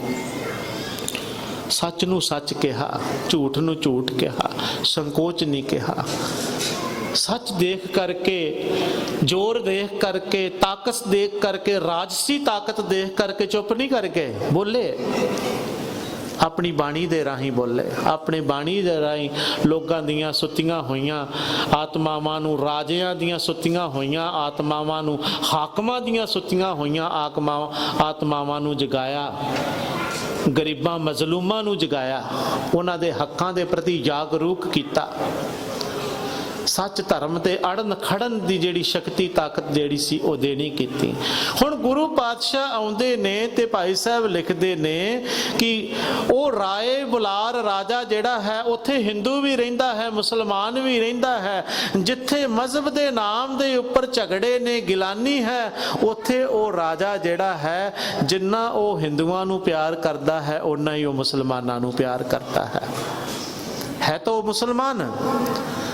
ਲੇਕਿਨ ਉਹ ਇਹ ਭੁੱਲ ਚੁੱਕਾ ਹੈ, ਜਿੱਦਾਂ ਇੱਕ ਪਿਤਾ ਆਪਣੇ ਪਰਿਵਾਰ ਬੱਚਿਆਂ ਨੂੰ, ਆਪਣੇ ਸਾਰੇ ਧੀਆਂ ਪੁੱਤਰਾਂ ਨੂੰ ਪਿਆਰ ਇੱਕੋ ਜਿਹਾ ਕਰਦਾ ਹੈ। ਇਹ ਨਹੀਂ ਕਿ ਕਿਸੇ ਨੂੰ ਜ਼ਿਆਦਾ ਕਰਦਾ, ਕਿਸੇ ਨੂੰ ਘੱਟ ਕਰਦਾ ਹੈ। ਇਹ ਸੁਭਾਅ ਗੁਰੂ ਨਾਨਕ ਨੇ ਬਦਲ ਦਿੱਤਾ। ਰਾਏ ਬੁਲਾਰ ਆਪਣੇ ਧੀਆਂ ਪੁੱਤਰਾਂ ਦੀ ਤਰ੍ਹਾਂ ਹਿੰਦੂਆਂ ਤੇ ਮੁਸਲਮਾਨਾਂ ਨੂੰ ਪਿਆਰ ਕਰਦਾ ਹੈ, ਸਭ ਨਾਲ ਪਿਆਰ ਕਰਦਾ ਹੈ। ਇਹ ਵਰਤਾਰਾ ਵਰਤਦਾ ਹੈ ਜਦੋਂ ਗੁਰੂ ਕਿਰਪਾ ਕਰਦਾ ਹੈ, ਸੁਭਾਅ ਬਦਲ ਦਿੰਦਾ ਹੈ, ਜੀਵਨ ਚੇਂਜ ਹੋ ਜਾਂਦਾ ਹੈ। ਜ਼ਿੰਦਗੀ ਦੇ ਅੰਦਰ ਜਿਹੜੀ ਬੁੱਧੀ ਪਹਿਲਾਂ ਹੁੰਦੀ ਹੈ ਨਾ, ਉਹ ਜਿਹੜੀ ਖੁਟਾਈ ਵਾਲੀ ਬੁੱਧੀ ਹੈ, ਜਿਹੜੀ ਨੀਚਤਾ ਵਾਲੀ ਬੁੱਧੀ ਹੈ, ਜਿਹੜੀ ਕੁਕਰਮਾਂ ਵਾਲੀ, ਵਿਕਰਮਾਂ ਵਾਲੀ, ਵਿਸ਼ਿਆਂ ਵਿਕਾਰਾਂ ਵਾਲੀ ਹੈ, ਉਹ ਸੋਚ ਬਦਲ ਜਾਂਦੀ ਹੈ, ਉਹ ਬੁੱਧੀ ਬਦਲ ਜਾਂਦੀ ਹੈ। ਜਿਸ ਬੁੱਧੀ ਦੇ ਵਿੱਚ ਗੁਰੂ ਦੀ ਸੋਚ ਪੈ ਜਾਂਦੀ ਹੈ, ਜਿਸ ਬੁੱਧੀ ਦੇ ਵਿੱਚ ਗੁਰੂ ਦਾ ਸ਼ਬਦ ਪੈ ਜਾਂਦਾ ਹੈ, ਗੁਰੂ ਦੀ ਸਿੱਖਿਆ ਪੈ ਜਾਂਦੀ, ਉੱਥੇ ਤਬਦੀਲੀ ਆ ਜਾਂਦੀ ਹੈ। ਰਾਏ ਬੁਲਾਰ ਦਾ ਜੀਵਨ ਬਦਲ ਗਿਆ। कालू ती बैठे जिस मंदर अत शोभा बने तिस सुंदर, माता तृप्ता जी रजी होई मां। मैं बेनती मां दी गल कर रहा सी, गल करदियां करदियां पातशाह जी दे उपदेशां ते होरना लीलावां दे वल चले गई। एक रजी होई मां तृप्ता, ਉਹ ਮਾਂ ਹੈ ਜਿਹੜੀ ਤ੍ਰਿਪਤ ਹੈ, ਜਿਹਦੀਆਂ ਸਾਰੀਆਂ ਤ੍ਰਿਸ਼ਨਾਵਾਂ ਬੁਝ ਗਈਆਂ ਨੇ, ਕੋਈ ਤ੍ਰਿਸ਼ਨਾ ਨਹੀਂ ਹੈ ਅੰਦਰ, ਉਹ ਮਾਂ ਹੈ। ਧੰਨ ਧੰਨ ਪਿਤਾ, ਧੰਨ ਧੰਨ ਉਹ ਮਾਂ, ਧੰਨ ਹੈ ਉਹ ਪਿਤਾ, ਧੰਨ ਹੈ। ਧੰਨ ਧੰਨ ਸੋ ਜਨਨੀ ਜਿਨ ਗੁਰੂ ਜਣਿਆ, ਧੰਨ ਮਾਂ ਤ੍ਰਿਪਤਾ। ਤੇ ਮਾਂ ਜਿੱਥੇ ਬੈਠਦੀ ਹੈ, ਭਾਈ ਸੰਤੋਖ ਸਿੰਘ ਲਿਖਦੇ ਨੇ, ਉਹਦੀ ਸ਼ੋਭਾ ਮੰਦਰ ਦੀ ਜਿਹੜੀ ਹੈ, ਇਸ ਤਰ੍ਹਾਂ ਲੱਗਦਾ ਜਿਵੇਂ ਚਿਰਾਗ ਜਲ ਰਿਹਾ ਹੋਵੇ। ਦਿਨ ਪ੍ਰਤੀ ਦਿਨ ਦੂਜ ਦੇ ਚੰਦਰਮਾ ਦੀ ਤਰ੍ਹਾਂ ਸ਼ੋਭਾ ਵੱਧਦੀ ਹੈ। ਤੇ ਜਿੱਦਣ ਅੱਜ ਦਾ ਦਿਨ ਆਂਦਾ ਹੈ ਤੇ ਖੁਸ਼ੀਆਂ ਦੇ ਮਾਲਕ ਘਰ ਦੇ ਅੰਦਰ ਪ੍ਰਗਟ ਹੁੰਦੇ ਨੇ, ਮਾਤਾ ਤ੍ਰਿਪਤਾ ਜੀ ਦੀ ਪਵਿੱਤਰ ਕੁੱਖ ਤੋਂ ਜਨਮ ਲੈਂਦੇ ਨੇ। ਤੇ ਇਤਿਹਾਸਕਾਰ ਲਿਖਦੇ ਨੇ, ਪਾਤਸ਼ਾਹ ਵੀ ਲਿਖਦੇ ਨੇ ਬਾਣੀ ਦੇ ਵਿੱਚ, ਬਲਿਓ ਚਿਰਾਗ ਅੰਧਿਆਰ ਮੈਂ ਸਭ ਕਲ ਉਧਰੀ ਇੱਕ ਨਾਮ ਧਰਮ ਪ੍ਰਗਟ ਸਗਲ ਹਰ ਭਵਨ ਮੈਂ ਜਨ ਨਾਨਕ ਗੁਰ ਪਾਰ ਬ੍ਰਹਮ। ਜਿਸ ਤਰ੍ਹਾਂ ਚਿਰਾਗ ਜਲਦਾ ਹੈ ਇਸ ਤਰ੍ਹਾਂ ਪਹਿਲਾਂ ਤਾਂ ਪਾਤਸ਼ਾਹ ਜੀ ਦੇ ਪ੍ਰਕਾਸ਼ ਦੇ ਵੇਲੇ ਦੌਲਤਾਂ, ਮੈਂ ਬੇਨਤੀ ਕਰ ਰਿਹਾ ਸੀ, ਇੱਕ ਇੱਕ ਚੀਜ਼ ਜਿਹੜੀ ਹੈ, ਦੌਲਤਾਂ ਨੂੰ ਕੌਣ ਜਾਣਦਾ ਸੀ? ਦੁਨੀਆ ਅੰਦਰ ਕਿੰਨੀਆਂ ਦਾਈਆਂ ਨੇ, ਕਿੰਨੀਆਂ ਨਰਸਾਂ ਨੇ, ਕਿੰਨੀਆਂ ਕਿਤੇ ਨਾਮ ਨੇ, ਪਰ ਇੱਕ ਦਾਈ ਦੌਲਤਾਂ ਹੈ। ਜਦੋਂ ਗੁਰੂ ਨਾਨਕ ਸਾਹਿਬ ਸੱਚੇ ਪਾਤਸ਼ਾਹ ਜੀ ਦੀ ਗੱਲ ਕਰਦੇ ਆ ਤੇ ਉਸ ਦਾਈ ਦੀ ਗੱਲ ਹੁੰਦੀ ਹੈ। ਪਤਾ ਕਿਉਂ ਹੁੰਦੀ ਹੈ? ਤੁਸੀਂ ਵੀ ਸਿੱਖ ਜੇ, ਮੈਂ ਵੀ ਗੁਰੂ ਦਾ ਸਿੱਖ ਹਾਂ, ਸਾਰੇ ਹੀ ਸਿੱਖ ਹਾਂ ਅਸੀਂ, ਇਹ ਸਾਰੇ ਹੀ ਆਪਣੇ ਆਪ ਨੂੰ ਅਸੀਂ ਸੇਵਕ ਕਹਿੰਦੇ ਹਾਂ। ਪਰ ਅੱਜ ਜਾਣ ਲਿਓ ਗੁਰੂ ਨਾਨਕ ਸਾਹਿਬ ਜੀ ਦਾ ਪਹਿਲਾ ਸੇਵਕ ਕੌਣ ਹੈ? ਆਖੋ ਸਤਨਾਮ। ਸਭ ਤੋਂ ਪਹਿਲਾ ਸਿੱਖ ਗੁਰੂ ਨਾਨਕ ਸਾਹਿਬ ਜੀ ਦੀ ਸੇਵਾ ਕਰਨ ਵਾਲੀ ਦੌਲਤਾਂ ਹੈ। ਸਭ ਤੋਂ ਪਹਿਲੀ ਸੇਵਕਾ ਦੌਲਤਾਂ ਹੈ। ਦੌਲਤਾਂ ਉਹ ਹੈ ਜਿਹਨੂੰ ਸਭ ਤੋਂ ਪਹਿਲਾਂ ਮੇਰੇ ਮਾਲਕ ਦਾ ਪਿਆਰਾ ਪ੍ਰੇਮ ਭਰਿਆ ਸਪਰਸ਼ ਪ੍ਰਾਪਤ ਹੋਇਆ। ਆਖੋ ਸਤਨਾਮ ਸ੍ਰੀ ਵਾਹਿਗੁਰੂ। ਉਹ ਦੌਲਤਾਂ ਹੈ। ਉਹਦਾ ਨਾਮ ਘਰ ਵਾਲਿਆਂ ਨੇ ਦੌਲਤਾਂ ਰੱਖਿਆ, ਪਰ ਕਹਿੰਦੇ ਨੇ ਜਦੋਂ ਪਾਤਸ਼ਾਹ ਦਾ ਸਪਰਸ਼ ਪ੍ਰਾਪਤ ਹੋਇਆ ਆਪਣੇ ਹੱਥਾਂ ਦੇ ਵਿੱਚ, ਧੰਨ ਗੁਰੂ ਨਾਨਕ ਸਾਹਿਬ ਮਹਾਰਾਜ ਜੀ ਦੀ ਸੇਵਾ ਕਰਦੀ ਹੈ ਤੇ ਉਹ ਆਪਣੇ ਅੰਦਰ ਇੱਕ ਅਜੀਬ ਜਿਹੀ ਤਬਦੀਲੀ ਮਹਿਸੂਸ ਕਰਦੀ ਹੈ, ਰੱਜੀ ਹੋਈ ਭਰੀ ਹੋਈ, ਜਿਵੇਂ ਕੋਈ ਦੌਲਤ ਵਾਲਾ, ਧਨ ਵਾਲਾ, ਮਾਲ ਵਾਲਾ ਬੰਦਾ ਮਹਿਸੂਸ ਕਰਦਾ ਨਾ, ਜਿਹਦੀ ਜੇਬ ਦੇ ਵਿੱਚ 4 ਪੈਸੇ ਹੋਣ ਤੇ ਉਹ ਆਪਣੇ ਆਪ ਨੂੰ ਮਹਿਸੂਸ ਕਰਦਾ ਵੀ ਉਹ ਬੜਾ ਦੌਲਤ ਵਾਲਾ, ਧਨ ਵਾਲਾ ਹੈ। ਉਹਨੂੰ ਕੋਈ ਕਮੀ ਨਹੀਂ ਹੈ। ਉਹਦੀ ਥਾਂ ਦੇ ਉੱਪਰ ਜਿਸ ਬੰਦੇ ਦੀ ਜੇਬ ਦੇ ਵਿੱਚ 2 ਦਮੜੇ ਨਹੀਂ, 4 ਪੈਸੇ ਨਹੀਂ, ਉਹ ਉਹਦੀ ਥਾਂ ਤੇ ਉਹਦੇ ਆਪੋਜਿਟ ਮਹਿਸੂਸ ਕਰਦਾ ਹੈ। ਉਦਾਂ ਦੀ ਫੀਲਿੰਗ ਉਹਦੇ ਅੰਦਰ ਨਹੀਂ ਹੁੰਦੀ। ਹਾਂ, ਜਿਹਦੇ ਉੱਪਰ ਵਾਹਿਗੁਰੂ ਦੀ ਮਿਹਰ ਕਿਰਪਾ ਹੋ ਜਾਵੇ ਉਹ ਵੱਖਰੀ ਗੱਲ ਹੈ। ਆਤਮਿਕ ਤਬਦੀਲੀ ਜਿਹੜੀ ਹੈ ਉਹ ਦੁਨਿਆਵੀ ਤੌਰ ਤੇ ਗੱਲ ਕਰਦੇ ਹਾਂ। ਦੌਲਤਾਂ ਦੇ ਅੰਦਰ ਇੱਕ ਬਿਜਲੀ ਦੀ ਝਰਨਾਹਟ ਛਿੜਦੀ ਹੈ ਸਤਿਗੁਰਾਂ ਦੇ ਸਪਰਸ਼ ਦੇ ਨਾਲ। ਐਸਾ ਮਹਿਸੂਸ ਕਰਦੀ ਹੈ ਦੌਲਤ ਵਾਲੀ ਭਰੀ ਭਰੀ ਸੇਵਾ ਕਰਕੇ। ਤੇ ਸਭ ਤੋਂ ਪਹਿਲਾਂ ਪਿਤਾ ਮਹਿਤਾ ਕਾਲੂ ਜੀ ਨੂੰ ਖੁਸ਼ੀ ਦੀ ਖਬਰ, ਵਧਾਈ ਦੀ ਖਬਰ ਦੇਣ ਜਾਂਦੀ ਹੈ, ਭੱਜੀ ਜਾਂਦੀ ਹੈ। ਭਾਈ ਸਾਹਿਬ ਲਿਖਦੇ ਨੇ, ਸਾਖੀਕਾਰ ਲਿਖਦੇ ਨੇ, ਦੌਲਤਾਂ ਦੌੜ ਕੇ ਜਾ ਕੇ ਪਿਤਾ ਮਹਿਤਾ ਕਾਲੂ ਜੀ ਨੂੰ ਦੂਰੋਂ ਹੀ ਆਵਾਜ਼ਾਂ ਦਿੰਦੀ ਹੋਈ ਆਖਦੀ ਹੈ, ਮਹਿਤਾ ਤੈਨੂੰ ਵਧਾਈਆਂ ਨੇ, ਮਹਿਤਾ ਜੀ ਤੁਹਾਨੂੰ ਵਧਾਈਆਂ ਨੇ, ਤੁਹਾਡੇ ਘਰ ਪੁੱਤਰ ਨੇ ਜਨਮ ਲਿਆ ਹੈ। ਮਹਿਤਾ ਕਾਲੂ ਜੀ ਬੜੇ ਖੁਸ਼ ਹੁੰਦੇ ਨੇ। ਪਹਿਲੋਂ ਬੇਟੀ ਸੀ, ਨਾਨਕੇ ਪਿੰਡ ਉਹਨਾਂ ਦਾ ਪ੍ਰਕਾਸ਼ ਹੋਇਆ ਸੀ, ਜਨਮ ਹੋਇਆ ਸੀ ਭੈਣ ਨਾਨਕੀ ਜੀ ਦਾ। ਤੇ ਚਾਹਲ ਪਿੰਡ ਸੁਣਿਆ ਹੋਣਾ ਤੁਸੀਂ, ਇਹ ਨਾਨਕਾ ਪਿੰਡ ਸੀ ਮਾਤਾ ਜੀ ਦੇ, ਸਾਹਿਬ ਜੀ ਦੇ। ਤੇ ਉੱਥੇ ਲਾਡਲੀ ਸੀ, ਪਹਿਲੀ ਬੱਚੀ ਸੀ, ਪਹਿਲੀ ਧੀ ਸੀ ਨਾਨਕਿਆਂ ਦੀ। ਤੁਹਾਨੂੰ ਪਤਾ ਹੈ ਬੜੀਆਂ ਲਾਡਲੀਆਂ ਹੁੰਦੀਆਂ ਨੇ। ਨਾਨਕਿਆਂ ਦੀ ਲਾਡਲੀ ਹੋਣ ਕਰਕੇ, ਨਾਨਕੇ ਜਨਮ ਲੈਣ ਕਰਕੇ ਨਾਮ ਨਾਨਕੀ ਪਿਆ ਰੱਖਿਆ ਗਿਆ। 5 ਸਾਲ ਬਾਅਦ ਸਾਹਿਬਾਂ ਦਾ ਪ੍ਰਕਾਸ਼ ਹੋਇਆ। 5 ਸਾਲ ਬਾਅਦ ਗੁਰੂ ਨਾਨਕ ਸਾਹਿਬ ਜੀ ਦਾ ਪ੍ਰਕਾਸ਼ ਹੋਇਆ। ਤੇ ਉਸ ਵੇਲੇ ਦੌਲਤਾਂ ਵਧਾਈ ਦਿੰਦੀ ਹੈ, ਕਹਿੰਦੀ ਤੈਨੂੰ ਵਧਾਈਆਂ ਨੇ, ਤੇਰੇ ਘਰ ਪੁੱਤਰ ਨੇ ਜਨਮ ਲਿਆ ਹੈ। ਪਿਤਾ ਮਹਿਤਾ ਕਾਲੂ ਜੀ ਧੀ ਤੋਂ ਬਾਅਦ ਪੁੱਤਰ ਦੀ ਜਨਮ ਦੀ ਖੁਸ਼ੀ ਦੀ ਖਬਰ ਸੁਣ ਕਰਕੇ ਬੜੇ ਖੁਸ਼ ਹੋ ਜਾਂਦੇ ਨੇ, ਬੜੇ ਪ੍ਰਸੰਨ ਹੁੰਦੇ ਨੇ। ਕਹਿੰਦੇ ਨੇ ਦੌਲਤਾਂ ਤੂੰ ਮੈਨੂੰ ਵਧਾਈ ਦੀ ਖਬਰ ਦਿੱਤੀ ਹੈ, ਮੈਂ ਬੜਾ ਖੁਸ਼ ਹਾਂ, ਆ ਅੱਗੇ ਆ, ਤੈਨੂੰ ਮੈਂ ਕਹਿੰਦੇ ਨੇ ਗੁੜ ਭੇਲੀ ਜਿਹੜੀ ਹੁੰਦੀ ਹੈ ਨਾ, ਰੋੜੀ ਗੁੜ ਦੀ ਅਨਾਜ ਰੱਖ ਕੇ ਨਾ, ਉਹਨਾਂ ਸਮਿਆਂ ਦੇ ਵਿੱਚ ਜਿਹੜੇ ਇਸ ਤਰ੍ਹਾਂ ਦੀ ਸੇਵਾ ਕਰਨ ਵਾਲੇ, ਡਿਊਟੀਆਂ ਨਿਭਾਉਣ ਵਾਲੇ ਹੁੰਦੇ ਸਨ ਨਾ, ਉਹਨਾਂ ਨੂੰ, ਦਾਈਆਂ ਨੂੰ ਅਨਾਜ ਜਿਹੜੇ ਸਨ ਉਹ ਖੁਸ਼ੀ ਦੇ ਵਜੋਂ ਦਿਆ ਕਰਦੇ ਸਨ। ਮਾਇਆ ਜਿਹੜੀ ਕਰੰਸੀ ਜਿਹੜੀ ਸੀ ਉਹ ਬਹੁਤ ਘੱਟ ਹੁੰਦੀ ਸੀ, ਤੇ ਕਰੰਸੀ ਦੀ ਥਾਂ ਦੇ ਉੱਤਰ ਬਹੁਤਾਤ ਦੇ ਵਿੱਚ ਸ਼ਈ ਸ਼ਮਾਈ ਜ਼ਿਮੀਂਦਾਰੇ ਦੇ ਵਿੱਚ ਵੀ ਕਾਮਿਆਂ ਨੂੰ ਵੀ ਜਿਹੜਾ ਸੀ ਉਹ ਅਨਾਜ ਹੀ ਜਿਹੜਾ ਸੀ ਦਿੱਤਾ ਜਾਂਦਾ ਸੀ। ਤੇ ਸਾਰਿਆਂ ਹੁਣ ਤੱਕ 10-20 ਦਹਾਕੇ ਪਿੱਛੇ ਜਾਓ ਤੁਸੀਂ, 20 ਦਹਾਕੇ, ਤੇ ਪਿੰਡਾਂ ਦੇ ਵਿੱਚ ਸ਼ਾਇਦ ਅਜੇ ਤੱਕ ਮੈਨੂੰ ਪਤਾ ਨਹੀਂ, ਪਰ ਆਪਣੇ ਅਸੀਂ ਅੱਖੀਂ ਦੇਖਿਆ ਹੈ ਇਹ ਲੋਕ ਦਾਣੇ ਲੈ ਕੇ ਦੁਕਾਨਾਂ ਤੇ ਜਾਂਦੇ ਸਨ ਤੇ ਦਾਣੇ ਦੇ ਕੇ ਸੌਦੇ ਲੈ ਆਉਂਦੇ ਸਨ ਘਰਾਂ ਦੇ ਵਿੱਚ। ਪੈਸੇ ਨਹੀਂ ਸਨ ਦਿੰਦੇ ਤੇ ਨਾ ਹੀ ਪੈਸਿਆਂ ਦਾ ਬਹੁਤਾ ਹੁੰਦਾ ਸੀ। ਹੁਣ ਤੇ ਹਰ ਥਾਂ ਤੇ ਪੈਸਾ ਤੇ ਕਰੰਸੀ ਹੈ। ਹੁਣ ਅਨਾਜ ਇਸ ਤਰ੍ਹਾਂ ਨਹੀਂ ਦਿੱਤੇ ਜਾਂਦੇ ਦੁਕਾਨਾਂ ਦੇ ਉੱਪਰ ਅਨਾਜ ਦੇ ਕੇ ਤੇ ਉਹਦੀ ਥਾਂ ਦੇ ਉੱਪਰ ਚੀਜ਼ਾਂ ਲੈ ਲਈਆਂ ਜਾਂ ਥਾਲ ਭਰ ਕੇ ਅਨਾਜ ਦਾ ਤੇ ਉੱਤੇ ਗੁੜ ਦੀ ਭੇਲੀ ਰੱਖ ਕਰਕੇ ਖੁਸ਼ ਹੋ ਕਰਕੇ ਪਿਤਾ ਮਹਿਤਾ ਕਾਲੂ ਜੀ ਦੌਲਤਾਂ ਨੂੰ ਦਿੰਦੇ ਨੇ, ਦੌਲਤਾਂ ਆ ਲੈ ਤੇਰੀ ਵਧਾਈ। ਤੇ ਅੱਗੋਂ ਦੌਲਤਾਂ ਪਤਾ ਕੀ ਕਹਿੰਦੀ ਏ, ਕਹਿੰਦੀ ਮਹਿਤਾ ਅੱਜ ਰਹਿਣ ਦੇ,